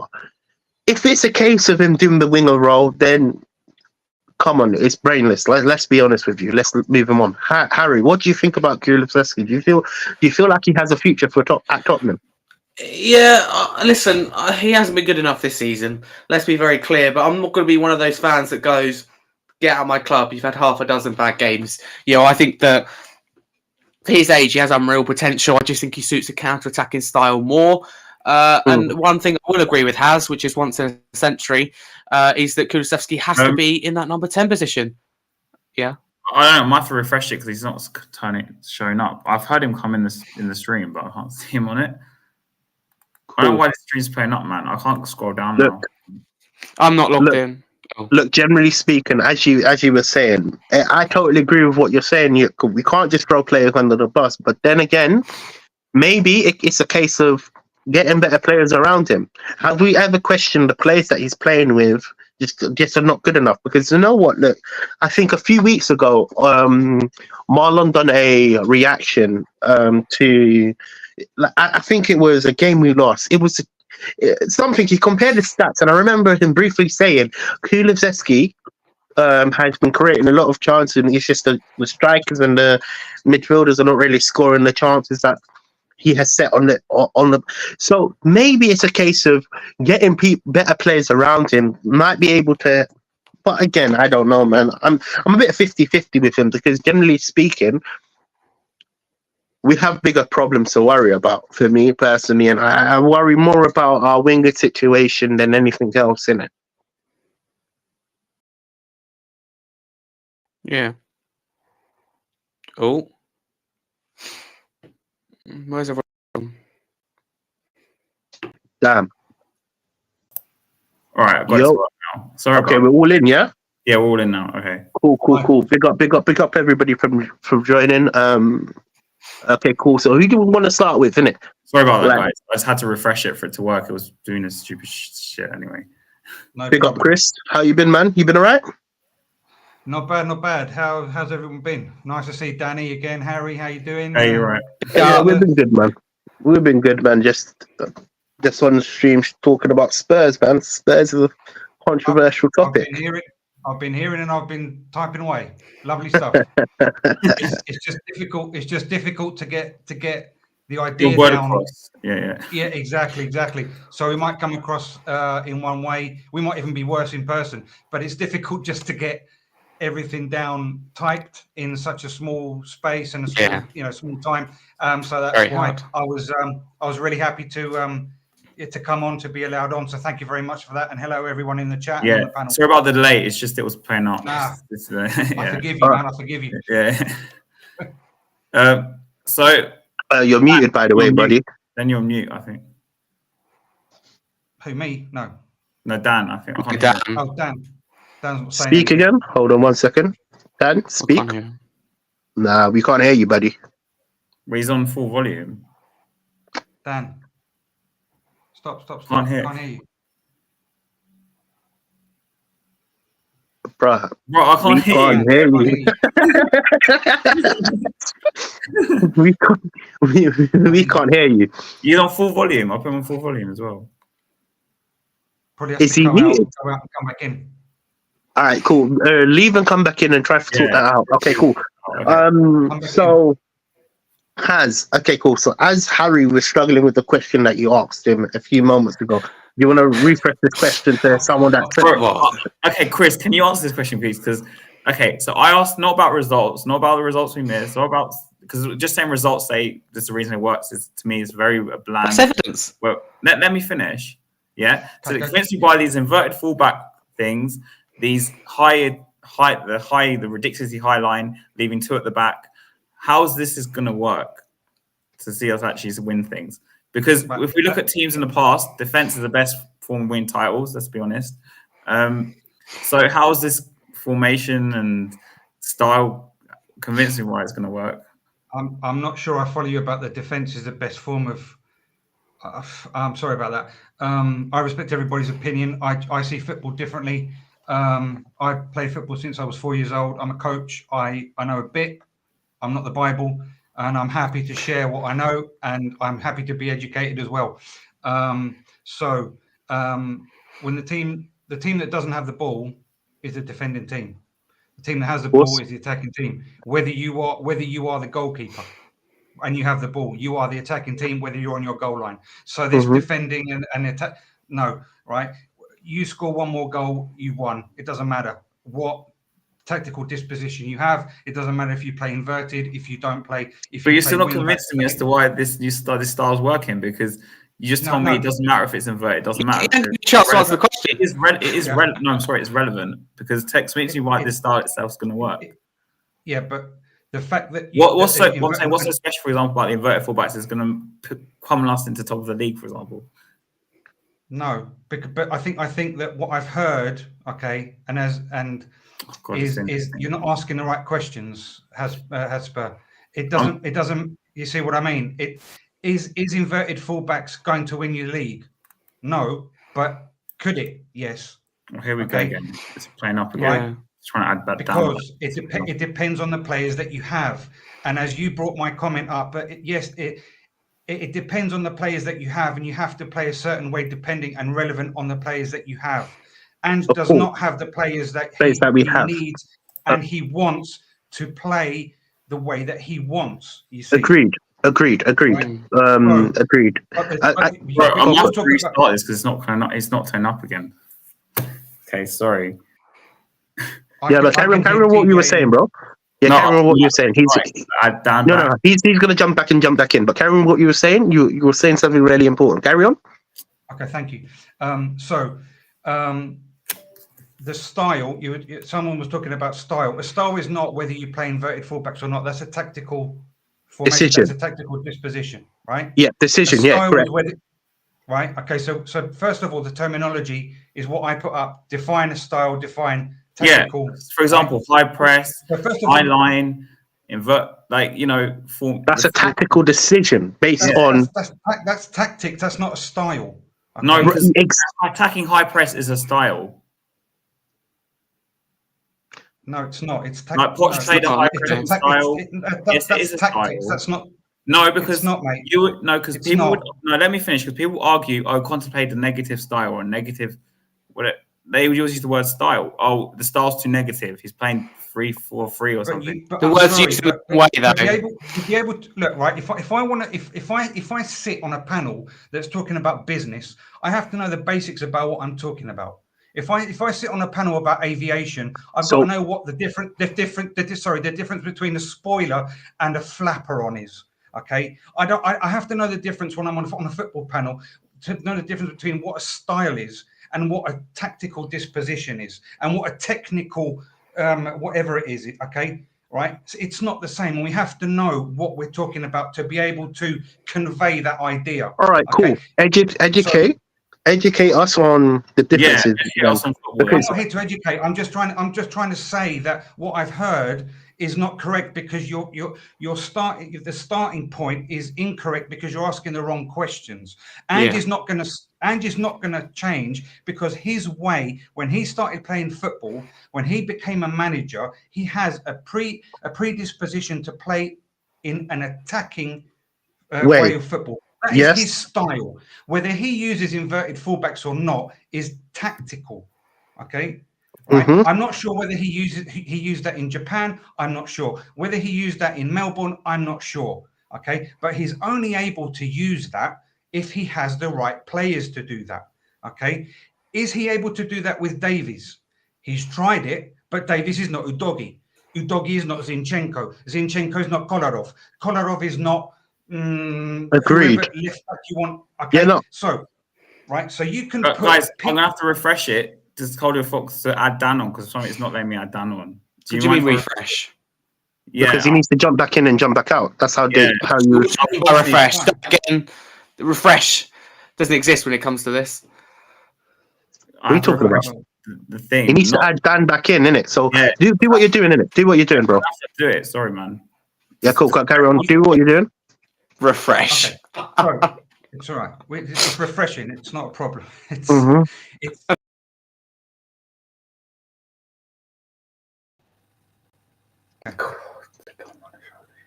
There's Dan. There we go. Cool. Right. Can you hear me now? Cool. Dan, can we hear you? Dan, brilliant stuff. Yeah. You can hear me now, yeah? Yeah, brilliant. Yeah, we can hear you perfectly. First things first. Let me get to a point here. First things first, yeah? Harry, do not make a statement about me when you ain't got a clue, mate, yeah? I was the one who went on here and went against Sava, went against Perchie, went against every other person out there and told them I want Harry Kane gone. I never stated once. I think I even spoke to you before, TJ, didn't I? Yep. Has many times. You on Tom's show, also Chris. I was the one who stated I want Harry out because I feel we can play better as a team without Harry Kane. Not just challenging that though. I'm not challenging that. Yes, you did. You stated on there. I was one of the ones who said properly. Then no, you didn't read the comments properly. I challenge your expectations at the start of the season. I don't know if anyone else owns Hotspur. There's a comment I saw on X. That's not what I'm talking about. That's not what I stated. You've twisted it. That I said we would get relegated if Harry Kane went. Did he not just say that? Yeah. No. Okay. Yeah. Sorry. I didn't realize you were linking it. You did say that, Harry. I never did say that. Yeah. I never ever said that. I always said I want Harry Kane. Can I just confirm one thing? Does anyone else own or tweet or admin from Hotspur Hood? What's that? No. Very simple questions. Yes or no? My own outlets. No. Why would I admin for Hotspur Hood? No. I'm asking Dan if anyone else is an admin for Hotspur Hood. Yeah, my mate. By 2 or 3 people. Is this a very simple question? My mate confusion for me. I took over the page from my mate Tom. Haz has been in there with me when I blatantly stated to Haz that I wanted Harry, Tom used to own the channel. He doesn't own the channel anymore. Well, the comment probably maybe it was made by him. So in that case, I apologise. But it was made by Hotspur Hood on what is now X. I don't know who it was. That's me. That's Dan. Yeah, but was it you in the summer who made the comment? No, that was me. That was my one. Right. I never ever stated that we would get relegated without Harry Kane. I said I feel we play better as a team without Harry Kane because we won't just be reliant on one player. Yeah, and I agree with that. I'd give anything to have him back right now for the way that it's all gone tits up front with this brilliant attacking football that we play and this excellent defence that we've got with these world-class defenders and goalkeeper, and we can play. Right. So, and if Angie's this much of a great manager and that, yeah, we got to give him time. I'm all right with a fella at the moment. But he's got a tenfold better team, bar a striker, than Conte. Than anybody else has had. Yes, it's 100. That's a fair point. Yeah, we know that. Let me make my points, and then you can go through them. Yeah, right. He's got a tenfold better defense, concedes more goals. He's got a 10 times better keeper, concedes more goals. He's got a much better midfield. They can't control the bloody game. His only weak spot is a striker, and Son is still putting enough in the back of the net, yeah? Angie's style is not going to work in this Premiership. Why? Because the Premiership is too good for Angie's style. When you go and play against teams like Liverpool, City, Arsenal, when Chelsea pulled their finger out, having your team sitting nearly on that halfway line is going to get you destroyed. When you ain't got Van der Ven on there, your only player who can cover the system for you, as soon as he's gone, we are screwed. When you've got inverted wing backs sitting as number 10s, taking it up so that Maddison has to come back because he's got no space, yeah, we might go and beat a Newcastle. We're going to do a Villa. We'll even have a good game against the odd Liverpool. But 9 times out of 10, that style of play is not going to get us close to a league, but it can win us a cup.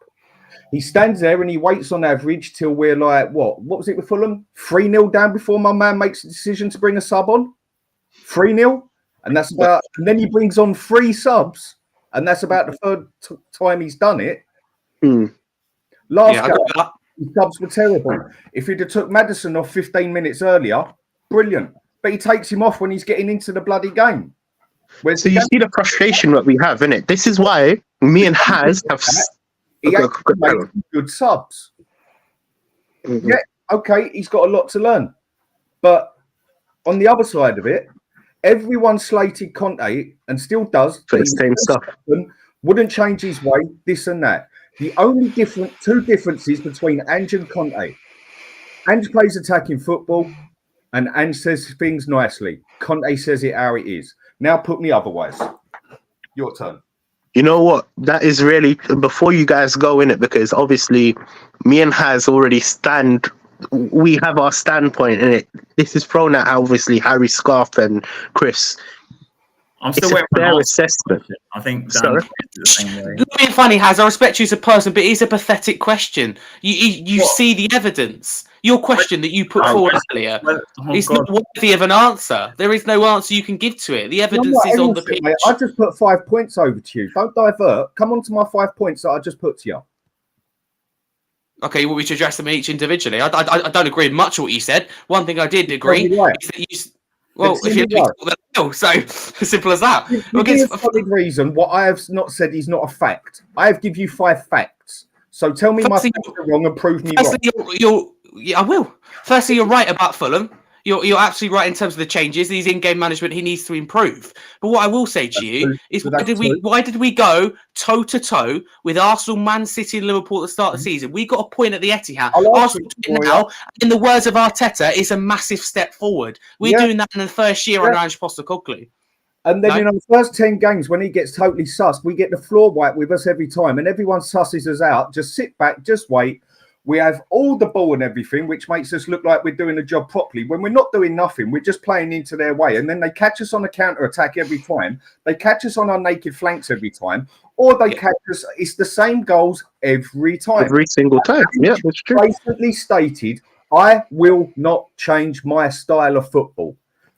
What's the difference between what Conte done then?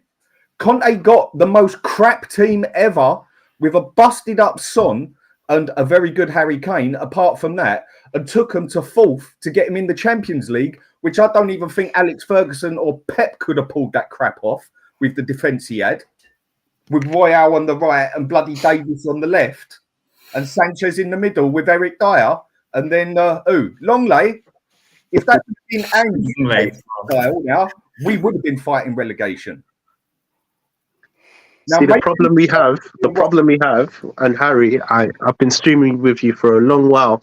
You know what? I'm glad that someone else has jumped on because I can't lie to you. Now, my brain has awoken. We moved the pulse back so far each year, you know, and previous managers do the same thing every single year, you know. You mentioned, Harry, performing first 10 games was amazing, but we're still in this dilemma of us going forward. We're not going forward, we're going 2 steps forward, 1 step back all the time. The question we still haven't asked. Progress. Sorry? 2 steps forward, 1 step back, that's still progress. How? That's all we're after. 1 step back, Harry. Well, come on. You haven't even come to my points yet. You've told me that mine weren't right. And You haven't. You have to explain why, Harry. That's what we want. That's what I want. I want reason. Right, Chris. I'm not giving you opinion. I've just gave you facts. So prove my facts wrong. I don't want an opinion. I want fact. For you to be honest, I don't really know what you want me to say, because in terms of like evidence on the pitch, we've seen it now with performances, we've seen it now with results. So for me, it's simple as that. But what I will say to you about Antonio Conte is he left the club in a worse place than what he came into. Yes, top four was really good what he got, and I don't think any other manager at that period of time could have got it. But all of us went, well done, Conte, for that, and we all celebrated it. So Harry, you left anyway. Champions. The majority of the people were bringing his style of play and said, we don't like this counter-attacking football and everything. He had no other option what to play because his team was crap. And I agree with that. And I absolutely agree with that. And I think football's a results-based business, right. And Antonio Conte, his first season, done a good job. Well, then I'm with you on this one then. If Angie's way of playing football is so good, has Ange got to adapt and change his way to the Premiership? As I've said already in this show, he's got to adapt things like, the inverted fullbacks against low block teams. That's because causes congestion in midfield, like I said, Maddison and Bentancur, who work best with the room. So yes, there needs to be tactical tweaks, but I think overall in Ange's first season, it's been very, very positive. Better than any of us on this panel would have expected. But of course, changes are needed. And, changes are needed in each game. Okay. I'll give you part of that one. Okay. Now let me challenge you on this one then, and go for this one. Please do. Go on. If it's working so well and everything and that, yeah, we've got no one who can cross the ball, and the man can blatantly see it. Don't tell me Johnson can cross that ball. He can't. Maybe 1 out of 10. We don't look for crosses. We don't play that way though. That's a big part. And that is why we are getting nothing, because we're so clogged up in the middle. We've only got one player who can cross the ball. We've only got one player who can cross a ball, and that is Porro. And he blatantly plays better as an overlapper, not an underlapper. Kulusevski is not a bloody winger. He's an attacking midfield central. I told everybody on this and had rows about it 10 months ago when everyone told me I didn't have a clue. Well, go watch a bit of Serie A and see what he done at Juventus with Ronaldo. Then, yeah, they took him off the wing because he couldn't do it. Got Chiesa there, stuck him about 8 games later as attacking midfield central, sort of a bit of a false 9. And Ronaldo loved him off because he could do his job there. He's left-footed. Why are we sticking him as a far right winger? He can't do it. It's not his position. He don't play it for Sweden. We need to cross that ball in that box because we haven't got no one, bar Maddison, who hasn't been on form since he's been injured, who can put in a nice through ball on there, who can open... Can I ask a question linked onto what you just said, Dan? Go for it, mate. If Kulu could cross it from the left, for example, you had a good crosser from the right, and if we actually played that way, which we don't, which Harry is right, we don't play that way. Yeah. Who is gonna deliver the end product in the team if you don't have an out-and-out number 9 striker? So then, is the issue Son then? Well, we've got two. It's the issue Son then. We've got because Son has been playing. You can't rely on someone that's like 5'9" or whatever he is. That is why you have someone like Richarlison, and I don't like Richarlison. Yeah, but what is Richarlison's strongest point in the box? What is his strongest point? Headering. Headers. So he needs some crosses in there off a crosser, doesn't he? Headering. We need a winger, and we have Porro, who is the only one who can perform a decent cross on a regular basis. Good, fine. So why isn't Richarlison playing above Sonny then? Because you don't play that way. And if you don't play that way, you can't use. There's no point in putting a 6'4" striker as a target man if you don't play that way. Okay. Like before, but when you know what I mean? Play that way, because we do, like he did with Liverpool, when we just could not get it in there, he blatantly pulled them over. Let me finish. And went Kulusevski, middle. Porro, up here. What happens? Kulusevski gets the ball, puts it out wide to Porro. Porro drills it in, and he gets a nice rebound. Yes, Dan. But you're talking about moments during the season. I'm talking about adapting in a game when you have to, when it's not working your way, instead of waiting until you're 3-0 down. That was a mistake. We all know that against Fulham. The substitutions should have come earlier. We know this. Even I concede to that instead of waiting until the last 20 minutes, 25 minutes, even 30 minutes to make substitutions, yes, his in-game management should be better when it comes to substitutions. I agree and I concede. And I wonder why he takes so long sometimes. Yep. But he's a manager of 30 years. He knows more than all of us all of us put No, together. you confront that. And yes, too, Dan, I'm Jamie. sorry. I cannot concede be a that manager you, of who 30 is a nobody, and myself, who is a wafer licensed But, coach, but and I'm a managers of nobody, 30 years, I knows agree with more what you're than Ange. saying. Right. No, bro, I totally agree with what you're saying, but 30 years can We know make nothing. mistakes, though. They can No. make mistakes. Right, let me Of put course it they to a make different mistakes. side. Manager of 30 years in what? Japanese league, Australian Listen, league, man, and the Dan, Scottish league. it's so disrespectful to condemn No, mate, what it's people fact. have done. It's No, fact. no, Yeah, I've listened to you. it's I've listened to disrespectful. you. It's fact. I've listened to you. Please. Go on, mate. It is so disrespectful to condemn what people have done and achieved throughout their lives. You can only beat what is in front of you. Okay. Right. I agree with that. Right. But So I'm sorry. But you can't okay? on the flip side, no, he has a point. No, Dan has a good point. On the flip side, you have to look at what he's done and where he's done it. I was waiting for.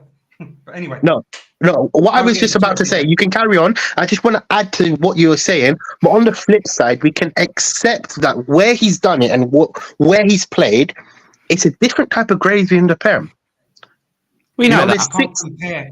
You can't compare one to the other unless you're top 5 leagues, where you can sort But then of compare Scottish League is the not league top 10 league. Germany. It's top 5 league.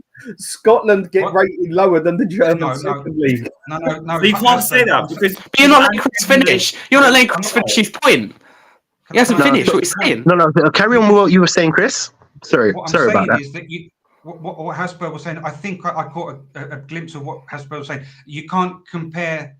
He hasn't been there because you can't compare because he hasn't been there or something. Was that correct? No. I'm saying because you said you just beat what's in front of you, right? Okay. I'll give you an example. That's all I claim. Let me finish. If we had Marco Silva as manager of Spurs, for example, right? We can't sit here and say this guy doesn't know what he's doing because he's had X number of years of Premier League experience, right? We're seeing with a manager who's only had experience in the J League, the Scottish League, and other leagues, which are much lower quality than the Premier League, which we all know is unpredictable, blah blah, and one of the highest top 5 leagues, like you said, in the world.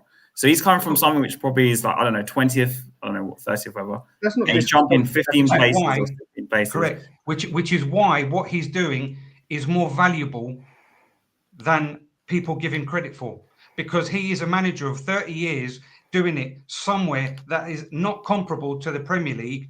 And if he wins, he could lose or draw. He's got 33.3%, right? If he wins the game in hand, he goes 4th in a league that he has no experience in, coming from absolutely nowhere. Right. So without the tools, without the tools that he hasn't got, that he will no doubt get, supposedly, right? Because he's working with Johan Langer, he's working with all these guys, right? So he will get the tools that he needs to fulfill the way he wants to play.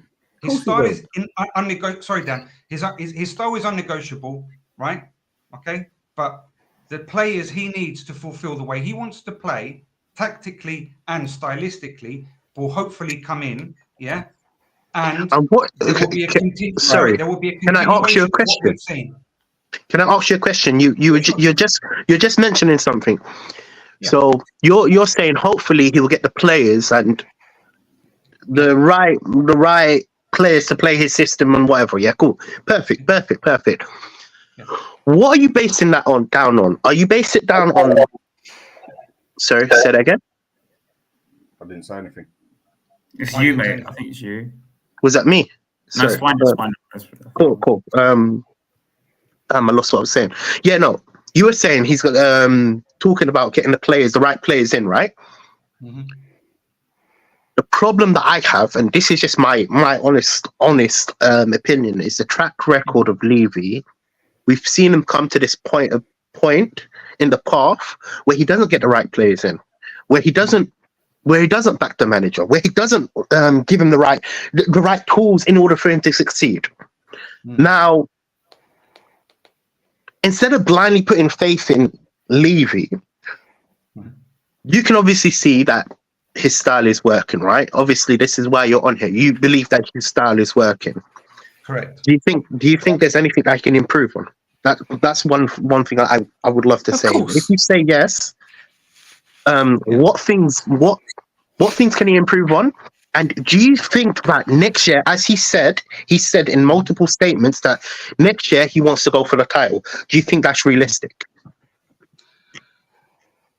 Because that's what he said. This right. This quote unquote. That's what he said. Is it realistic from my point of view, as a manager in his second year against a City that has been doing it for 8 years, a Liverpool that has been doing it for 8 years, an Arsenal that would have been that would be doing it for now 6 years under Arteta, if currently things stand their way? Of course, Klopp is leaving, etc. But they have a continuation. They have a blueprint. Spurs have got a blueprint, or hopefully have got a blueprint in Ange. So you're talking about one season against 6, 7, 8 years. Of course, right? yeah. Is it realistic to win the title against that? No, right? Is it his aim and desire as a winner, as a competitor, as a manager of what he has, his desire for himself as a manager, for the club, for the fans, for everyone to win that title? Yes. Yeah. Yes, of course. Do you know what else? Is it realistic? Well, Leicester won the league and it was 5,000. That was so. Is it possible? Yeah. Yes. And do you know what? I've done my realistic? Euro tickets tonight. It's my ambition to win the European lottery as well. It ain't going to happen. Right. Let me put you right on a couple of other points there. Then I agree with. I don't need to be put right, Dan. I have an opinion. It's not right or right or wrong. It's just an opinion. I was literally just saying, if you let me finish, I agree with everything you just said. I didn't hear you. I do apologise. Yeah, that's because you jumped in when I was finishing telling you that. Okay, if you want to pick, if you're going to pick down, calm down. If you're going to pick everything I'm going to say, just because I didn't hear you, I was I'm going to agreeing go with you. because I don't want to. I don't want to. No, I was anybody. agreeing with you. I was agreeing with you. And I apologise because I didn't hear you. That's fine. All right, Okay. cool. It's fine. Yeah, go on, Dan. Yeah, carry on. What we need, and what we need to understand, yeah, is that us getting in the Champions League this year is probably the worst thing that can ever happen to Spurs. Why? Because like a debate I had last night, nothing is ever going to change at Spurs. Why? Because we have an income of £500 million. Levy gets his job done and gets his 3 million bonus, treats every bit of fans out here like a complete pile of whatever you want me to call it, and still goes and gets his bonus. The fans still go to all the games and that, and they will still be getting their money because Tottenham is not a football. Tottenham is not a football. Tottenham are a business. Yep, it's true. Through. And if we get that Champions League, Levy's got his money, he's happy. Why do we need a new striker? Well, we just got Champions League. We don't need a new striker. Yeah, you can have 30 mil now instead of 50 mil. You know how Levy works. If anyone sees this any other way, then I don't know what they've been watching for 24 years at Tottenham. Oh, sorry, I forgot. Given time, we need to build up. Oh, we get that stadium and then we do this. Oh, we get this and do that. And he just rolls it on and on and on. He's not going to support him to the extent that he needs to be able to put a serious confrontation on that league. That's my point. Where is all this blind faith coming from? Because as Chris said, TJ, where's your negativity coming from? We can look at this. I'm realistic. 24 years. Look. I'm not negative. I'm realistic. Why are you bringing up the past? I couldn't care less about the past. The past is so important. Wait, hold on. The past. Wait, listen. I spoke about this a few weeks ago. The past is so important because that assesses where your success is going. And if you're falling under the past, so let's just say next year, I decide to buy a house. Yeah. Last year I didn't have a house. So I'm technically doing something good. If I'm staying the same, you only build, look, you're quite young in it, but I base myself. Every year I need to improve. This is just me personally. Every year I need to improve. So you have to base the past on the past as a template. I don't know where all this blind faith is going on because Chris mentioned something and he said we need the right players to come in. I'm not cherry picking what you said, but I'm just using it as an example. So please don't think I'm attacking you here, yeah? But no. Yeah. I'm just using it as an example. So you said we need the right players to come in, right? Correct. Well, we have seen that Daniel Levy doesn't back the managers. For the last 5 years, we've struggled to get the best players in our look. I remember when we had the best defense. We had Danny Rose, Vertonghen, Toby Alderweireld, Kyle Walker. We were about 2 signings away from doing something special, in my opinion, you know. But because like Daniel Levy wanted to go cheap, he didn't want to get the right players. And we got the Ng's, the Nkudus. You know, we got the because it was a cheap option. My point is this: where is all this blind faith? Is it because it's a new manager and a new stage in? No. I don't know. To me, it's got nothing to do with the stadium. Nothing. What do I employ you on in a job? You come to me for a job, yeah? Mm-hmm. What do I check up? References, your CV, all that sort Which is what? Your past. Your history. Yeah. And that is what I judge you on. That is why people are so realistic about Spurs. Because if you're going to be realistic about being a Spurs supporter, you're going to be negative. Because there's nothing positive to bring up apart from we've been in a Champions League final and we've, like, what was it? That's a big achievement, though, to get to the Champions League final. Not many clubs do that. No, I know that. I'm agreeing with that. But we still ain't got nothing to show for it. Not yet, no. So I think we judge what I have seen. So the history does count. So you can't blame no one for being negative when there's all they've seen in the past years is one cup, and even how great Poch was. You can't be negative about this season, though. You can't be negative about this season. I get the past, but this season I don't get any negativity. You can't, Haz. I know you are, because you're an exception. If you were our manager, you would win the championship with some of your ideas. Pick out the good points, and I've picked out many a good point about Ange. You've also got to have the bad points. That's just life, yeah? When a player plays that well, you tell him, mate, you have played the dogs. You are good. When he plays crap, you tell him. If you want your team, you want your squad, you want your company, whatever, to be the best, you do what Alex Ferguson would have done. And that is if Man U would have gone 37 games unbeaten and then won the league by 30 points and then got banged up 3-0 at the end in one game, he would have gone off his nut because it's not acceptable, because he wants him out and out win. The problem with a majority of the Spurs fans that I talk to and see here, there and everywhere is they're too accepting and too hopeful. You can live on hope all your life. I mean, we've all got a bit of hope.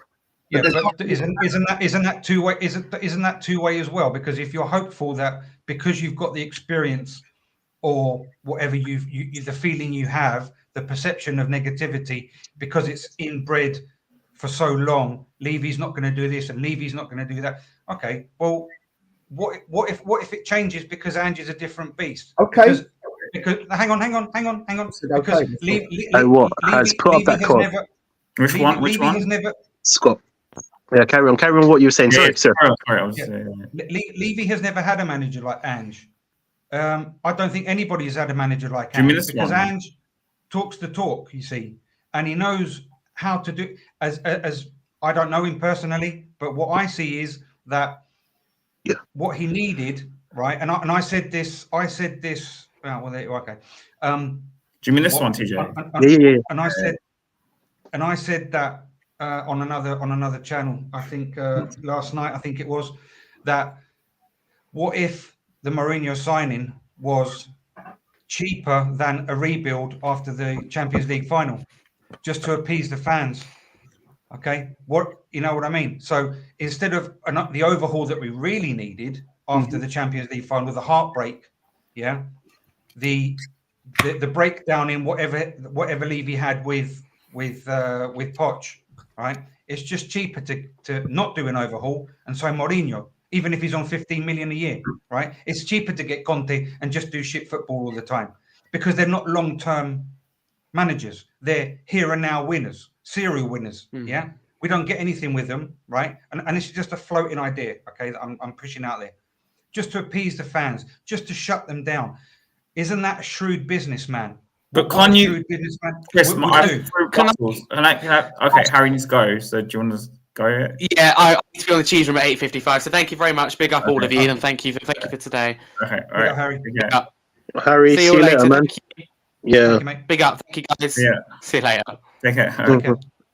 Right. So I've quite a few rebuttals to what Chris has said. Oh, sure. Yeah, that's okay. So number one, about Ange, because you mentioned how he's brave to use this style of football in this league and blah blah. But my argument is that this style of football has worked in much lesser leagues. No one I see in let me finish. No one I see in this Premier League or in La Liga or in Serie A plays these inverted fullbacks and ridiculously high line. So obviously, this formula to me, when I see the evidence all around the world, let's say all around Europe, is not being implemented anywhere else. It's not worked anywhere else. So what means that this guy's super inventive, right? What do you mean it doesn't work anywhere else? I just said it doesn't work it works in lesser leagues, but I've never seen a top 5 league like you mentioned. Imagine those top 5 leagues use the same system and got it to work. There's 2 teams that play in the Premier League that use the inverted fullbacks. Who? Man City and Arsenal. City don't use inverted fullbacks. They don't now They don't because not they use play 3 at inverted the back. fullback. They No, play what 3 at they the back do now, is it sometimes certain 4, things they do and it. they do play inverted fullbacks because Pep was the first one to use it, and Yeah. Arteta was the second one to use it. But So- not Yeah. the way Ange Sorry, uses it. Ange uses it. They use them as like number 10s.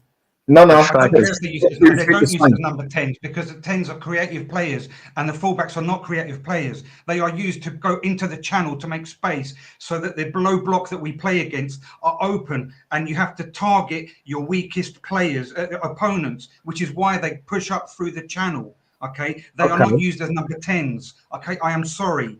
I don't know No, where you get this crap I from. agree with They are what you're not saying. used as number 10s.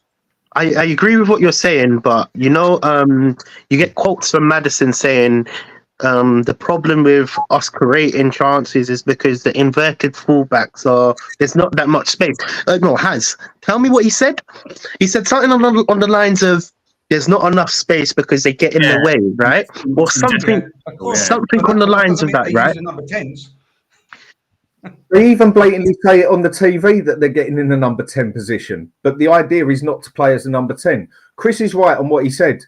Mm-hmm. Maybe I phrased it wrong. I'm trying to. No. I'm telling him he's right on what he said because Pep was the one who started it and started doing this thing. But he didn't get him to drill so hard into the middle. He still sort of got him in the middle, but with a little space. So Kevin De Bruyne still had the space there, whereas Maddison ain't got the space there because he's so blocked up. Now, Yes. in the way it is and the way it works, Pep changes his styles depending who he's playing. That is what a good manager does. He's got his main style of play, his plan A. But Pep has also got a plan B and plan C. So has Klopp. Even Arteta has a plan B now. Ange don't have a plan B. He might make a little twerk here and there, but he has blatantly stated, I am not changing my style of play. His style of play is it's not going to work in the Premiership. The Premiership is too good for him to play that way consistently. Certain teams, when Van der Ven's missing, we cannot cover that high press. We can't. So what does a person with any common sense, let alone a quality manager, do? He goes and tells the defence, sit back 5 yards, sit back 8 yards a bit. Don't go so far forward because otherwise you're just going to get the ball, keep getting bombed over you. And where we got no wing backs, we're going to keep getting it put down the wings because we're pressed so high forward and we haven't got Van der Ven to save our life like he has done how many times. That is what you call adapting to a game. And then when you're a team that you know is super fast on the wings and super fast forward, you don't tell your defence to sit up there all the way and get caught out every time. You have to have a sort of plan B to certain clubs. Or if it's not working your way in the game, you go to your plan B or you make your adaptations. You can't just play the same way against every club and expect it to work because it won't. And that's why we should criticize Ange, to be honest with you, because he's made it clear that he has only one way and one style to play, and regardless of but that goes back. Sorry, TJ, but it goes back to a style is not the same as a tactical disposition. Okay, a style. What kind of style does, as Hotspur said before, what style does Fulham play? What style do they play? Now, what tactical disposition did they use against Spurs? Okay. They're two totally different things, a style of football and a tactical disposition. Okay. I knew that we were going to lose against Fulham. Why? Because they exposed the wings. What do we relinquish our wings and the space behind our fullbacks? Why? Because we invert them and they go down the channels. Right. And what do? They play the triangle from the right back into their centre mid, and they go out to the wing, right? And that is exactly what they do. They play the triangle, and what do? We have that exposed. Fulham are always going to beat us tactically, okay, but stylistically, okay, we play more attacking football than them. It's just that they have the players to do that properly with a manager that has been there 2 years minimum. I don't know how long he's been there after Everton. 2 years, 3 years, perhaps. Okay, yeah, exactly. Ange has been here 9 months, right? I'm not defending Ange because I love the man and I want to marry him. Okay, I just analyze it. I analyze it like football wise, right? Okay. If you want to talk about Palace, we'll talk about Palace. You want to talk about Borussia Dortmund, we'll talk about them. It's all about football for me. I don't care, right? Ange is learning. Ange is learning on the job, right? The same as he probably had to do, and he probably wanted to do for the type of person that he seems like he is. He's learning on the job. You think we're going to lose against Fulham next season? I'm not too sure, but the way I'll say from now. But the way we've been playing recently, if this form carries on, maybe. But if I think that he's the manager he is, we will not lose against Fulham. But then you just told me, but Chris, he said to us he won't change, right? And you just told me that Fulham exploited these areas that we left. Yeah. So he's not going to change. We're assuming he's going to do the same thing. We're assuming he's doing the same thing. The next season, we're going to lose to Fulham again. We won't. And because you will learn. He's not going to change. Let me give you another reason then. Let me give you another reason, yeah? Why Ange's style will not work for winning a Premiership. A cup, yeah, maybe. But it has. But it hasn't. Because we haven't. Because we know. I said winning the Premiership. And Pep Guardiola's got 5 of them. But we ain't Pep Guardiola, and he ain't Pep Guardiola. No, but the style is that football. Let me give you my point. Every game we play with his style, we've kept 2 clean sheets in about 24 games, is it now? Yeah. It doesn't matter. What do you mean it doesn't matter? Conceding goals matters. You are not going to win a league. You are not going to win a league when you are conceding 50 goals a season. You're not going to do it. And his style of play, you're going to concede goals. His style of play is basically you score 3, we score 4. We score more. Yeah. You've got a team like Liverpool had or like Man City had. It will never, ever work. Because you could probably have the greatest defence on the planet on there with the best goalkeeper there, and you're still going to concede 40 And goals. the problem we have as well, you made a good point. You score 4, we score 5. That is really good. But then who we're linked to? We're linked to players like Werner. Players, these players are not technically at the top level of their game, So even if we was to because I'm hearing that they want to spend 15 million on Werner. And I don't know what you've seen and I've seen. I just don't think he's the quality that we need to go forward, personally. He's a poor man's son. He's a poor man's son. He plays exactly the same way as Son. He does everything the same as Son. Use his pace when he was on the left anyway. Invert, get in there, get a goal, whatever else. He does exactly the same as Son. It's just he can't finish come love nor money and he can't pass. All right, he'll get a tap in now and again. But then again, he'll have an open goal 5 times and he'll put it wide. We all know Timo Werner is not a finisher. He's not. That is why he ended up leaving Chelsea. That is why he ended up at Leipzig. And that is why he ended up on the bench. And that is why he's ended up at Spurs worth 15 million if we want him. Because he's crap. So, where are we going to go with that one? Nowhere fast. Until we have got a team that is not far off world class, that style is not going to work. This is why I'm on the... Oh, go on and go for it. Sorry. Go for what you were saying. No, sorry. I just said the style has just been winning leagues. When you're looking at Liverpool, when you're looking at Man City, Arsenal could win the league. Either 3, I'm not sure. We don't know what's going to happen in the last 8 games. That style, that brand of football has been winning leagues consistently for the last God knows how many years. How is the it? Style of football. Pep does not push the ball up that high. He does not push his defence that high up the pitch. That's a tactical decision. It's not a stylistic decision. Yeah, but a tactical decision. But see, we have to criticise. Okay, cool. Agreed with what you're saying. If it's a tactical decision, the tactical decision has left us open time and time out again.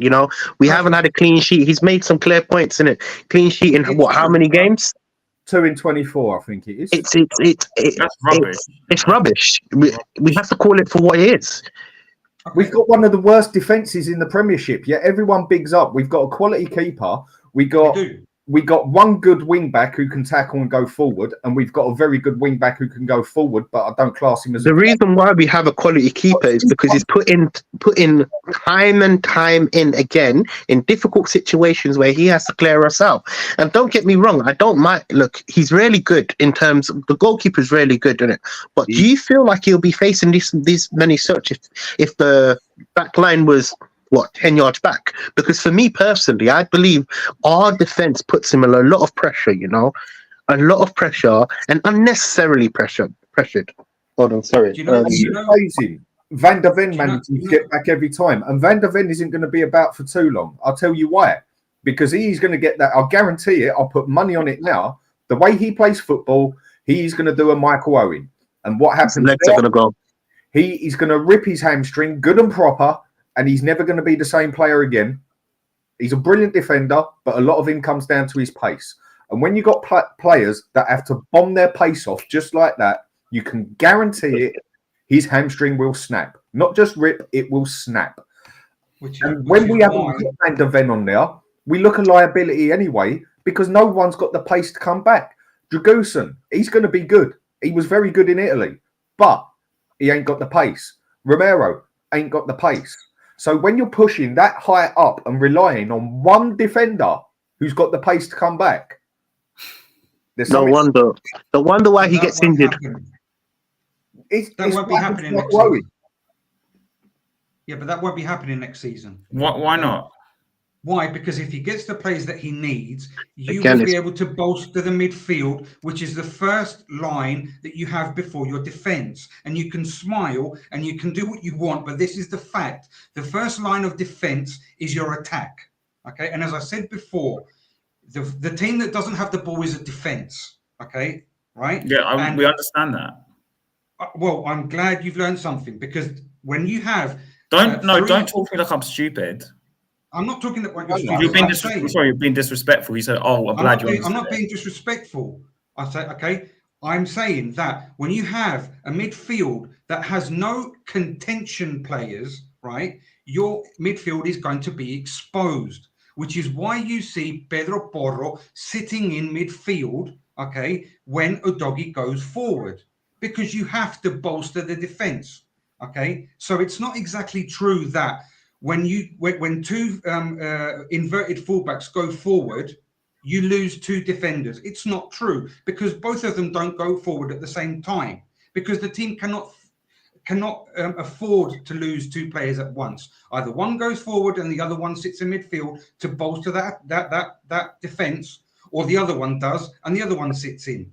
Okay, so it's not true. So you instead of having a flat line, a flat back four, you have a cage, right? Which is the number 6, whoever that may be, Sarr, Bissouma, Betancourt, whoever you want to put there, and the other inverted fullback, all right? With the two centre backs, you make a cage, because the idea of the manager is they can attack us down the wings if they want, because the furthest route towards your goal, your own goal, is down the wings, is not through the centre.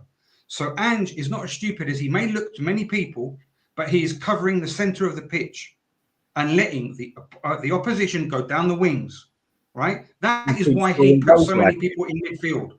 Sorry? And keep scoring goals like it, because we've been conceding them all season. I don't. It's a process, Dan. It's not a finished product. It's not working. Yeah. The Premiership is not going to work when you've got your defence pushed up that high all the time. You ain't. We understand that. What I've learned from speaking to you, Chris, and thank you for coming on as well. I really appreciate, not off this topic. I know it might be heated about if Ange's style is going to work, but I really appreciate you coming on. What I've learned from what you're saying, we need the players in place. My concern is Levy going to provide the players? Yeah. And I get that as well, because he's got a very, very bad track history of backing the project that really hasn't existed.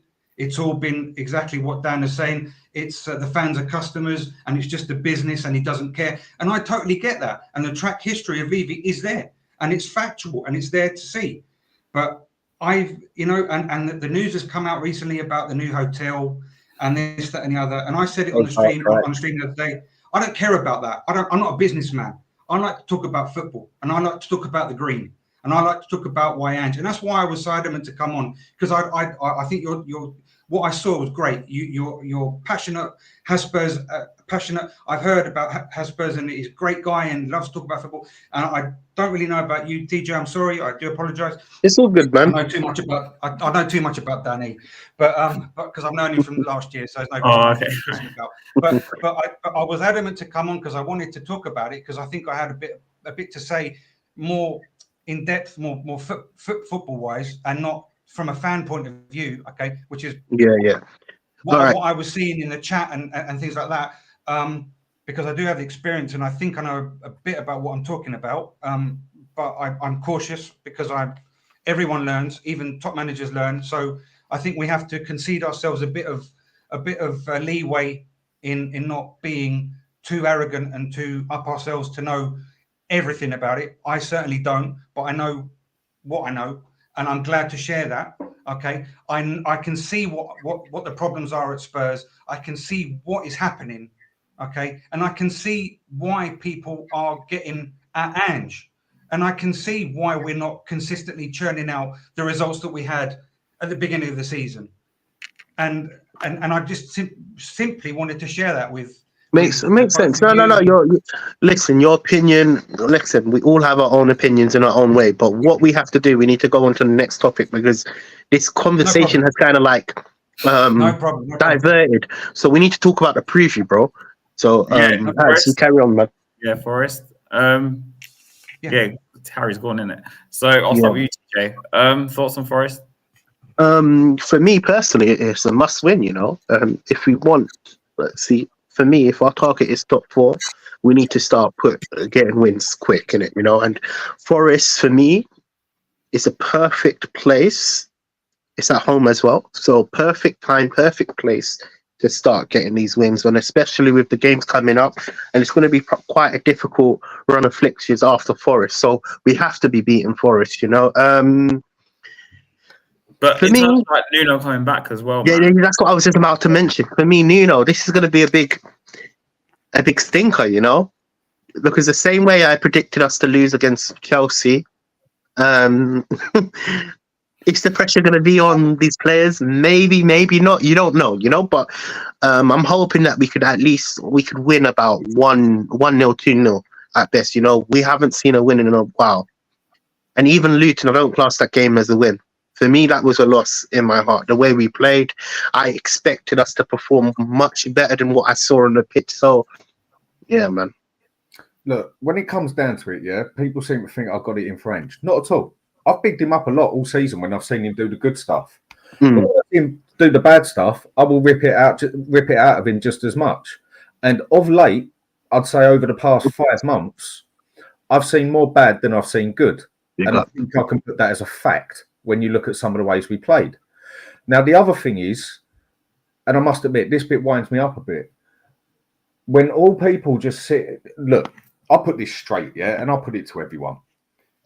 You lot, me, every Spurs supporter down here, gave him the easiest job a manager has ever had in football that there has ever been. And it was usually one of the hardest ones. When you go to a club that was as destroyed as Spurs, where the toxic fan base and everyone hated everything and that, one of the hardest things to do is win over the fan base. He had the easiest job ever winning over the fan base. I could have gone to Tottenham. Chris could have gone to Tottenham. You, TJ, we could have all gone to Tottenham and won that fan base. Kick the ball forward, boys. Play a bit of attacking football. That's it. 90% Spurs fans sit back. We're happy because we're not sitting back playing Conte ball anymore. He had the easiest job a manager has ever had on this planet. But the fact that he has stood there, and to me, he is nothing but a puppet now. Why? Because he has blatantly said it on TV, and he has blatantly put it on video reports and everything. I can even bring up the images on here and everything where he said it. That no, that's not how we work at Tottenham. We don't go for superstar players. What we do is get good players and get 3 or 4 of them. Yes, mate. In other words, you're just another Levy puppet. You're just another one of them mugs who's going to get paid for it because you're going to accept the fact that we're going to go for 5 or 6 okay players instead of go for 2 quality players that could actually do something for us. So in that aspect, my faith is a bit thin with the man, And then when the man also stands there and blatantly says, I ain't changing my style of play for no one. Yeah. I play this way and it's the highway or no way at all. And everyone's, yeah, but it's Ange ball. It's Ange ball. It's attacking football. Conte did exactly the same bloody thing and he got ripped to pieces because the football weren't as pretty. So I'm sorry, my faith has worn a bit thin all of a sudden, purely by his statements. When he blatantly stated to everyone, nobody comes into this team without me wanting them. And then all of a sudden, that's what he said. And then on the recon, we got Werner coming in, and it's true. No, you have a fair point. You do have a fair point. So Hence why skeptical of the man at the moment because of what I've seen and what he has said. And the fact that I've seen him adapt in 1 or 2 games, change it, well done. Worked brilliant with Liverpool and other ones. But he needs to change his style a bit, or at least have a plan B. Yeah. He needs to adapt. For me personally, he has to adapt. He generally, I feel like his style is too open. Again, agree to disagree with a lot of people, but we are conceding too many goals. That's one of the biggest things. Is more than enough time to learn something. Yeah, all right. His first season, I get all that. But when you work out over the past 20 games that something definitely ain't working because we've kept 2 clean sheets in 24 games, you use your brain, mate. You're a manager. You're in the Premiership. Change your style a little bit against certain teams, or maybe that you pushing up to the halfway line ain't got it, or maybe the other side of it is why try? What is it they say? Why try putting squares in circles and that? Because if you're that much of a good manager, right? You haven't got the right players to play your style of play. So instead of just being stubborn and saying, well, we're going to play my way and I don't care if we concede 3 goals, you sort of adapt your team a bit to what you've actually got to try and make the bloody thing work. And then once you get the more players of your choice, you can start formatting it all to the way you want it done. But no, I'm just going to play my way, no other way. I don't want to hear what nobody says because I am Ange and this is Ange ball. Conte did the same thing and he got absolutely ripped to pieces for it. Only difference is Ange plays a bit better looking football. But if anything, I'm more scared now in the last 10 minutes with Ange as the manager than I was as Conte. And then on another point I'll pick up on it. We're still a 45-minute club. We're no different to what we were 2 years ago with Conte. 9 months is more than enough time for a team to have at least a rough idea of what they're meant to be doing on that pitch. If they can't learn something in 9 months, I think they're in the wrong bloody job then. I know some people are more intellectual than others when it comes to that, but 9 months is enough time to sort of learn what you've got and what you haven't got. Ange should already be adapting a few things by now. If it comes to say we're fighting for 4th place, take the 5th place out of it is Champions League, and we're fighting for 4th place.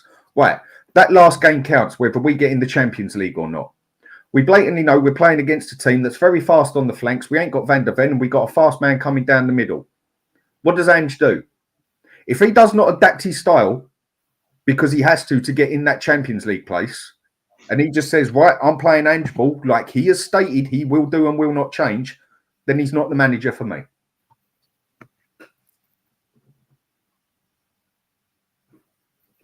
Yeah, Chris, do you have a response to that or?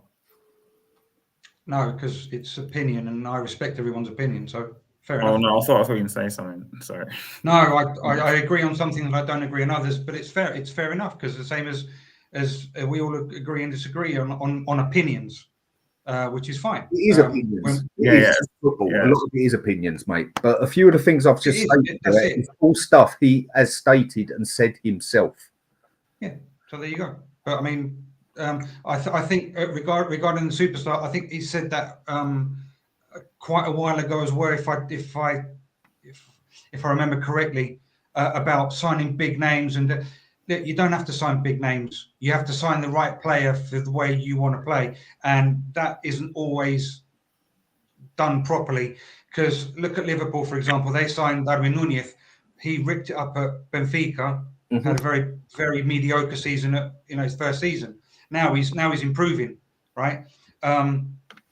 Whilst Diego Jota, he had experience already at Wolves, and he could rip it up any day. You just stick him on a 66 minute, he'll rip it up for you. Stick him on and starting 11 and rip it up for you.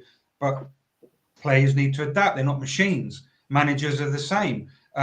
You know, so I don't think that we will be signing big, heavy duty star-studded names. He's already said but we don't need them. We don't need them. We don't need them. We need intelligent players that can do what the manager wants to do. But okay, cool. I agree with what you're saying, 110%, and I know this is your opinion based. But the players that have come in, let's just say we've gone. Can we say we've put our faith in Werner, Solomon, Johnson? Are they the players that can take us to the next level? Because for me personally, two things can mean right, you know, like he's saying we're going to go for the title next season, but I can't see us going for the title with Werner.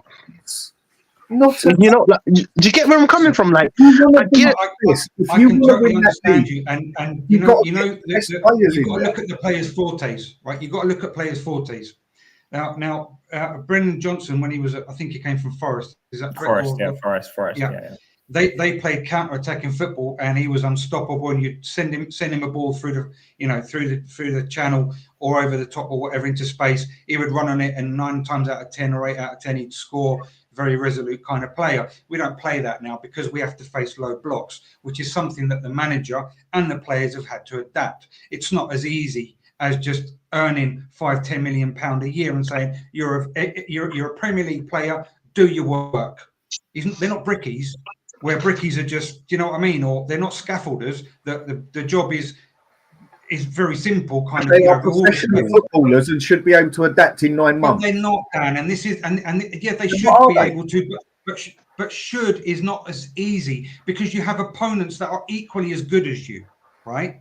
And they are drilled to do what they are doing, right? And it is not as easy as people make it out to believe, which is why Man City, okay, is not all money based, and they don't win because it's all money, right? They win because they have an extremely good structure from the top down or from down upwards. They have backing, right? Yes, they have financial backing, but they have savvy backing, right? They know what they're doing on every level of that club. Of course they do. Right? They go out and spend 200 million on a striker.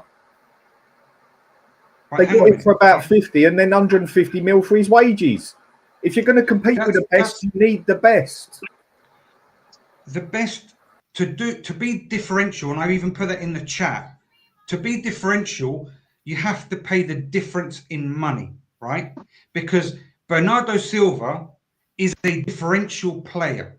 Kovacic may not be to that extent, but he is still defensively, right, and work rate wise, not as differential, but he's still maybe a squad player.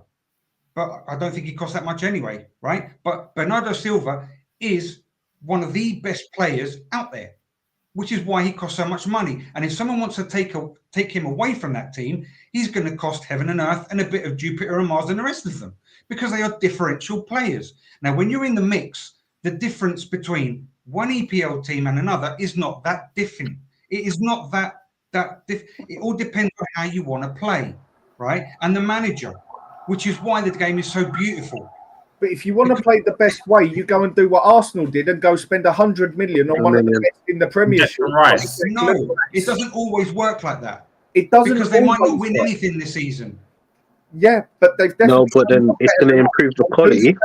Look what Liverpool the quality, did. Yes, but you have to know what to do with the quality, right. Which is why Man City is so brilliant. Because even though they cost money, they know what to do with it. Yes, and Liverpool went out and bought an 85 million pound defender and then spent 60 million pound on a goalkeeper because that's what they knew they needed. And instead of going and getting some average player or some little rough diamond that might turn out good, they went and bought ones who are quality here and now.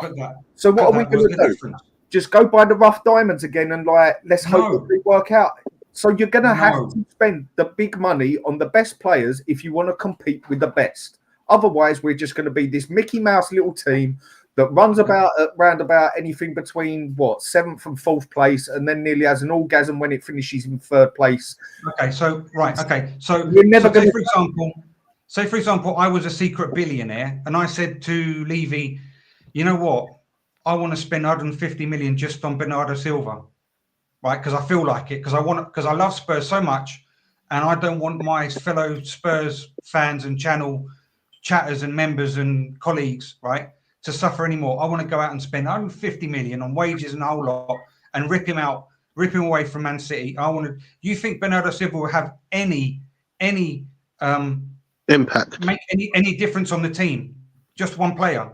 The problem that you have here, look, I agree with what you're saying. Season, one sec, TJ. Everyone stated last season, yeah, but Conte had Harry Kane.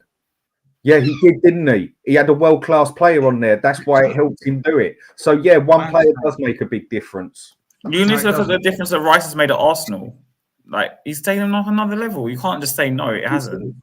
Of course he has. They're actually going to take it to probably the last 2 or 3 games.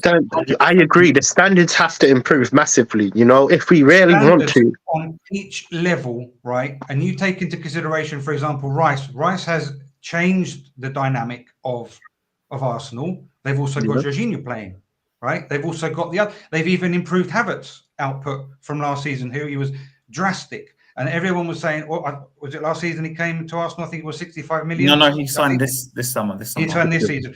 Right, yeah. So, sorry about that. Yeah. So he's improved over the season, right? Everyone was laughing at Arsenal. 65 million from, Chelsea reject, 65.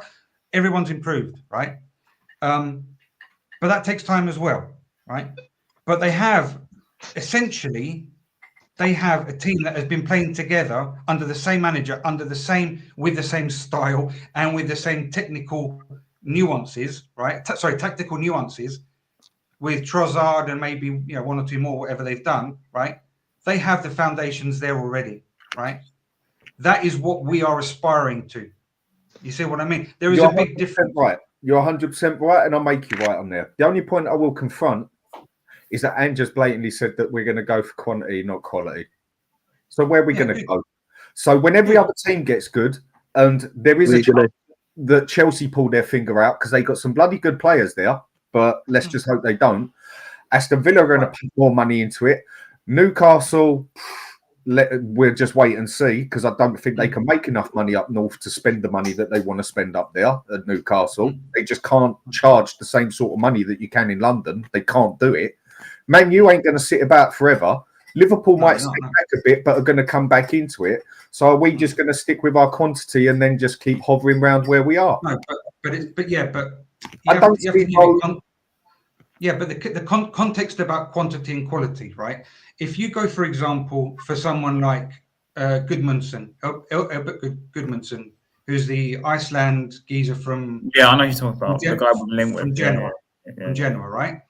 Play left, right. He can left foot, right foot. Very good, very pacey, very technical. He can swing the ball in, brilliant, right? If you had him in Spurs this season, right, for the first 10 games, he'd probably have 12 assists, 3 or 4 goals, whatever, right? A few free kicks, whatever, right? Suddenly the teams have found Spurs out, right? Which I can think we can all agree on. They found us out. What are they going to do? They're going to sit back, right? We've had to adapt to that. We've had to find a different way of playing, right? Okay, to overcome that hurdle, right?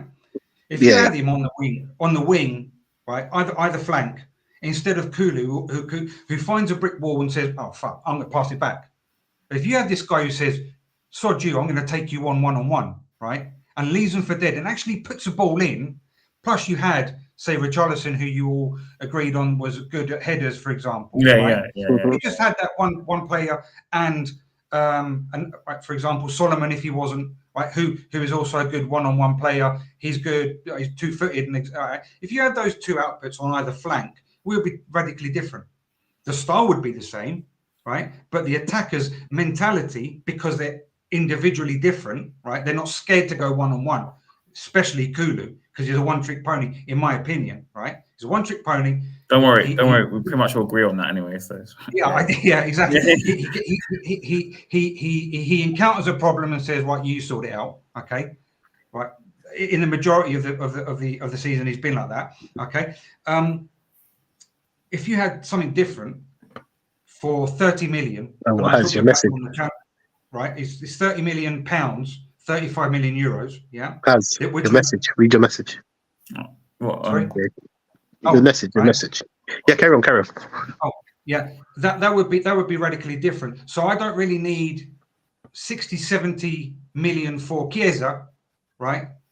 Who isn't a winger. He's a left or right forward, as opposed to a winger, which are different in and of themselves. I'd go for Goodmanson for 30 million pounds.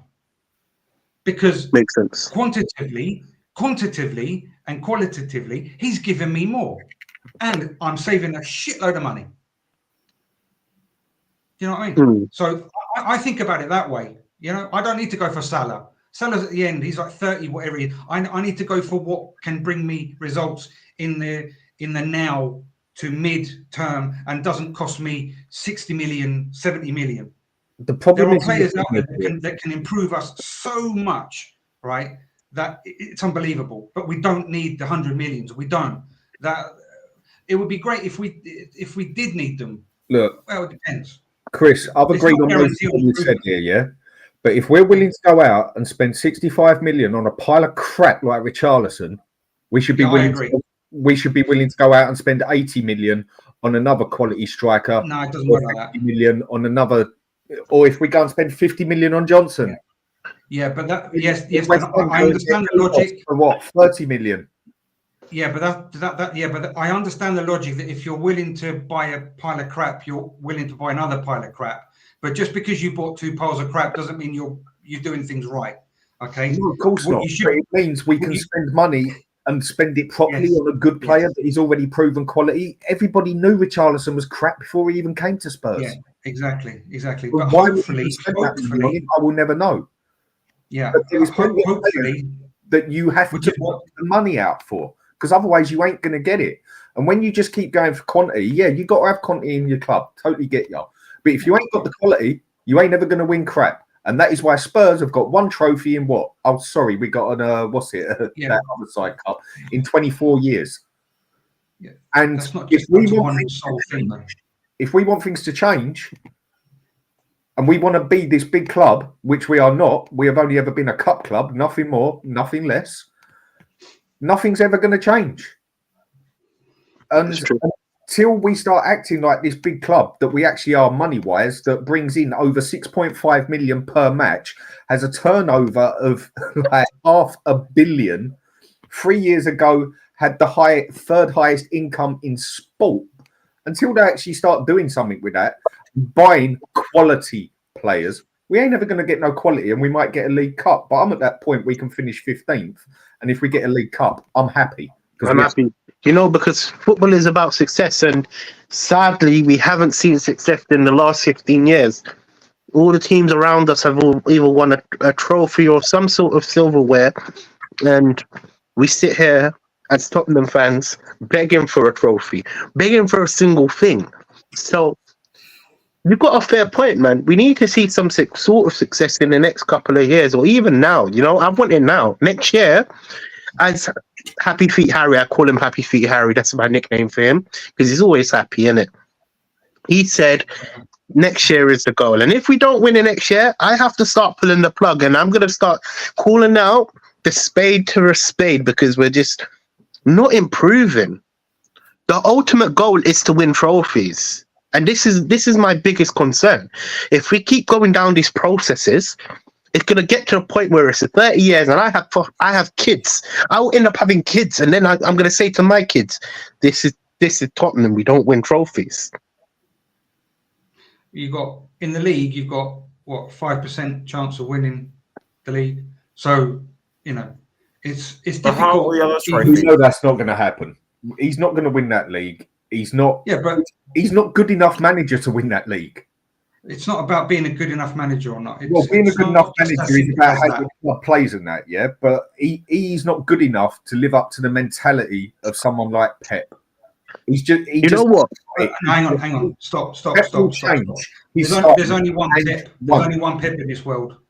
Exactly. I mean, so with that, so the comparison is a bit okay. Fine. And where every other manager, even down to the days of Ferguson, where he would tamper with his plan A, plan B against certain teams and that, and every other manager that's done it, Ange has stated to me that he is not going to change his ways. Not going to change it, and it's only going to play his way.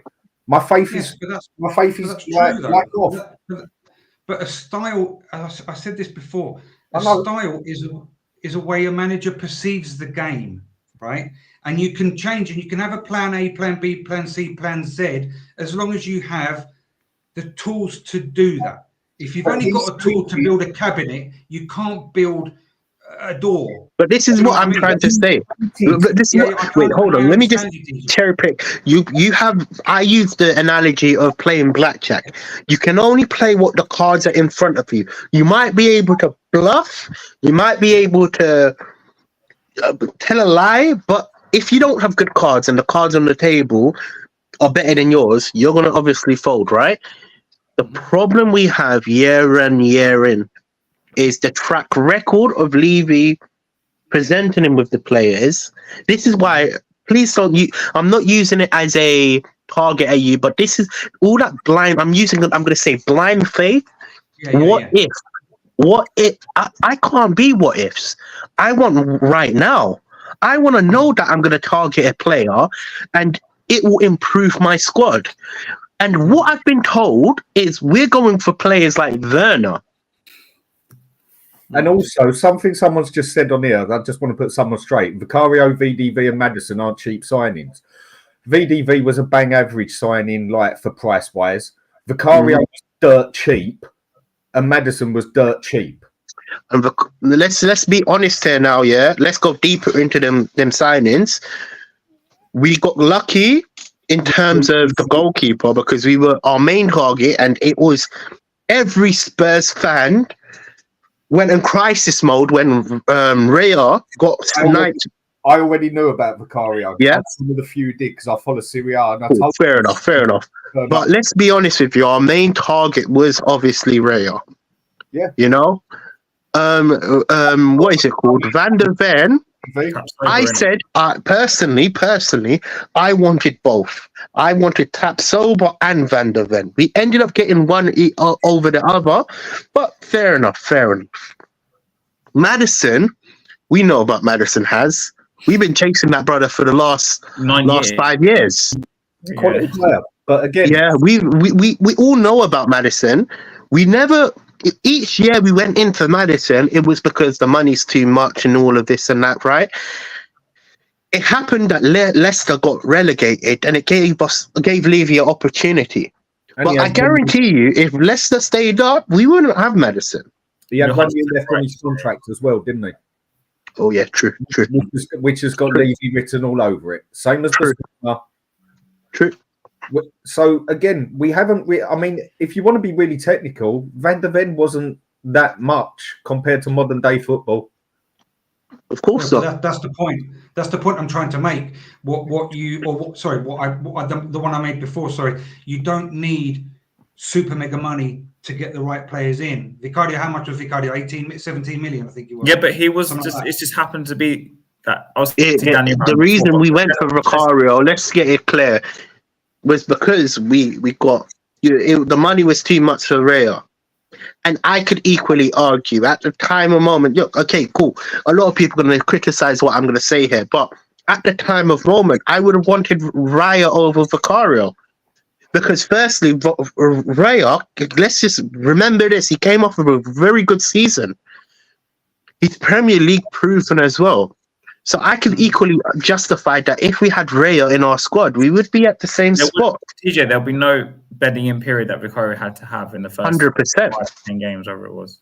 It was the first 4 games, 5 games, including pre-season. But Raya, you could argue probability-wise, Raya would have walked into the team and would have been fine. Again, it's about. See, look, I get the fact that we can get players on cheap, but see. I just want quality players. I want the best players to play for Spurs. But that isn't always the best outcome. What you said, mate. Yeah? You don't necessarily not always the best for the team. 100 million. You don't. You're 100% right. And sometimes the best players are actually found when you dig a little bit, yeah? But when you start getting to 4th place and start looking for 4th place and you want to do what Ange says he wants to do, and that's go for the league and that, you need to get the big boys in. Liverpool had to do it. That was why they went and got Virgil van Dijk and Alisson, because they knew the main points of their team that was holding them back, they needed it. So they didn't go out and go for 2 good players that could turn into quality players. They went for 2 quality players. Ready made. Yeah. Bang. We have to concede. They was lacking on a striker. So they went and got Haaland, which cost them altogether around about 200 million plus. All right, transfer was 48 million, but you know his wages and everything out. They worked it out. Yeah, that's by the by. Wages are by the by. But what did he do for him last year? He definitely done that treble for him, didn't he? Why? Another one. Go back in the years. Right, Fergie wanted to win that last league that he was there. What do we need? We need a striker. What do we need? So he went and spent the money on Van Persie, who was one of the top strikers at the time, bar his weak ankles or knees, whatever. If you want to compete with the best, mate, you got to start getting some of the best. You can't just keep hoping on the cheaper players. But you're right on what you're saying. It isn't always about getting the 100. Your whole squad ain't got to be 100 million players. Not at all. Man City ain't that. But the ones who win it for them are the top dog money ones. And we haven't and they will cost money, because they're the ones that make the difference when it matters most. But we don't believe Levy will do these sorts of things. That's what we're trying to say. And I understand that, I understand that, because Levy has an extensive track record in doing absolutely the opposite of what we need to do as fans should be doing.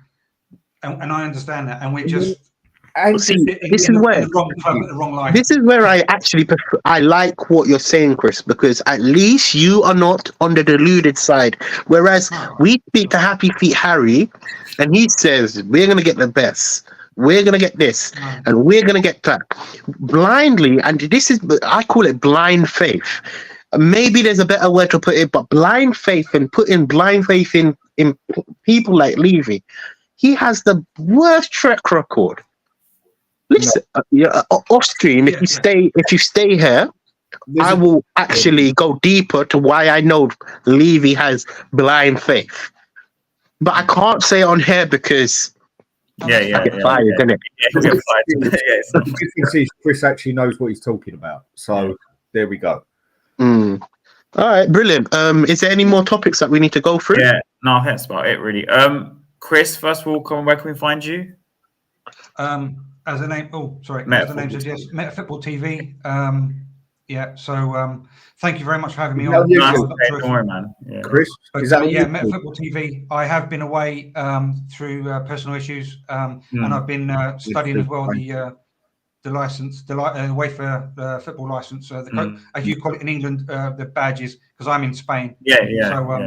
The badges.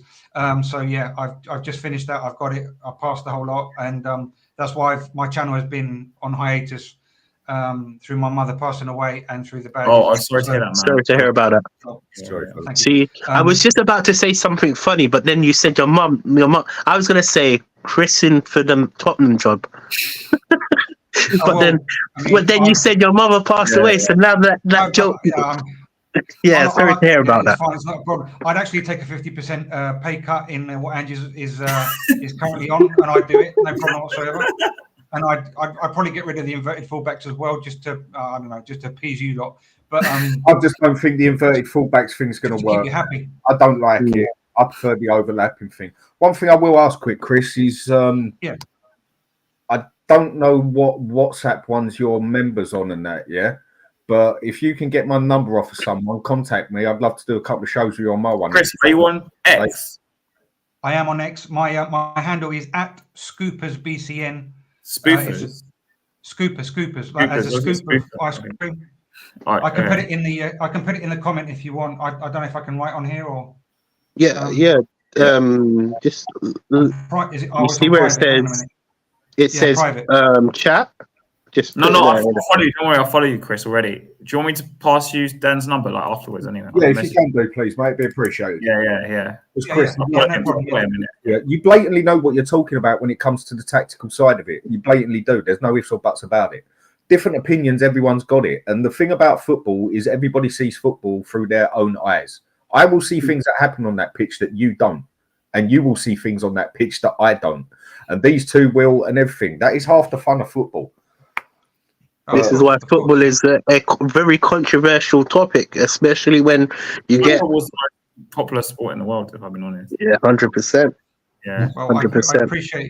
I appreciate the compliment, Dan, and it's don't worry, It's okay to be wrong in the rest of what you said. So, and Dan, where can we find you next? Hotspur Hood. I'll have a couple of shows coming up soon. Had to divert for a couple of reasons and that again, but I'm very erratic with my shows. They just come up here and there. Yeah, I'm not seeing it. Yeah, or I sit there and I decide I'll do one in half hour's time or something. So it's very come and go sort of thing. Or I do an hour's one that goes on for 5.5 bloody hours. But that's a different story. But yeah, Hotspur Hoods, we'll find some more stuff on there soon because I've got a couple of things planned up on there, which will definitely cause a bit of controversy. So should be. Yeah. What, you controversial? Nah. It's the way to be, mate. Most fun. Yeah, I agree. That's true. And then you were going to say me, sorry. yeah? Yeah, TJ. Oh, no. You know where to find me every Friday on Spurs Kings TV. Like and subscribe this channel on this channel. Also, I keep saying this every single week. I will. You know what? In fact, I'll do it tonight. I'll fix up my channel and I'll start posting on my channel. Spursy Talks.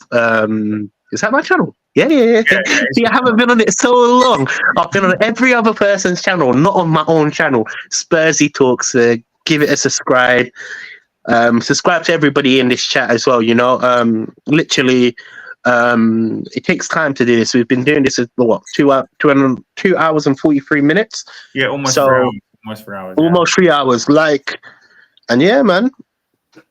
And then obviously Has. Yeah, Has. Where can we find you? And obviously on here, I'm on Tottenham Way sometimes. I mean, I go on the late show sometimes. I was on the other day, wherever else really. And I post match reaction videos most of the time now. And I'm on here and the odd stream here and there, I guess. So yeah. So subscribe to everyone here. Metaphor and TV. Also, Happy Feet Harry as well. Let's mention him as well. Scarfy Spurs Talk. Yeah, it should be. Scarfy Spurs Talk. Go over to his channel right now. He's hosting this show. Yeah, yeah. Go over to his channel. Give it a like. Comment. Just all you people here. Comment. TJ said you're deluded. Just say that. Yeah. But yeah, man. Yeah. All right, cool. So there's nothing else that we're gonna do, yeah?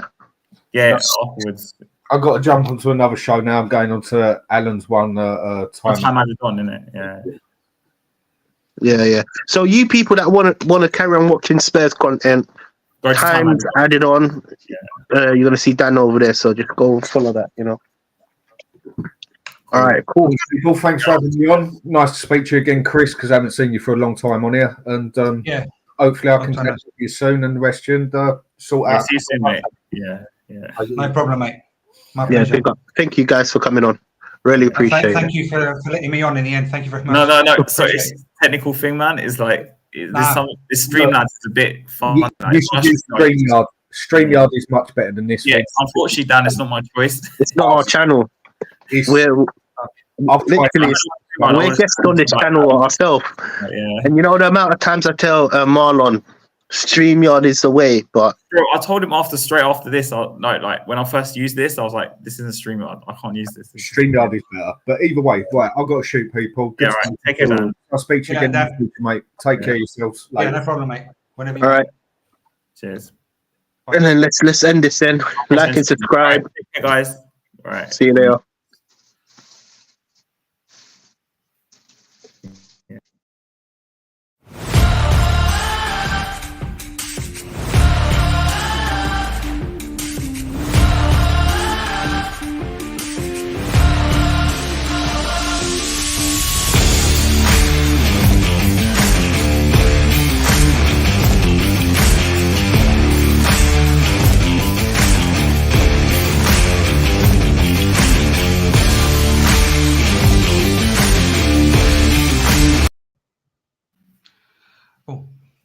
I am sorry. You still on? What's going on? What did it end? What? It's still live, bro. Is it not ending? It's still live. End it.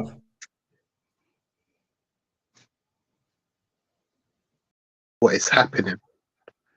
End the live, innit? It's still live right now.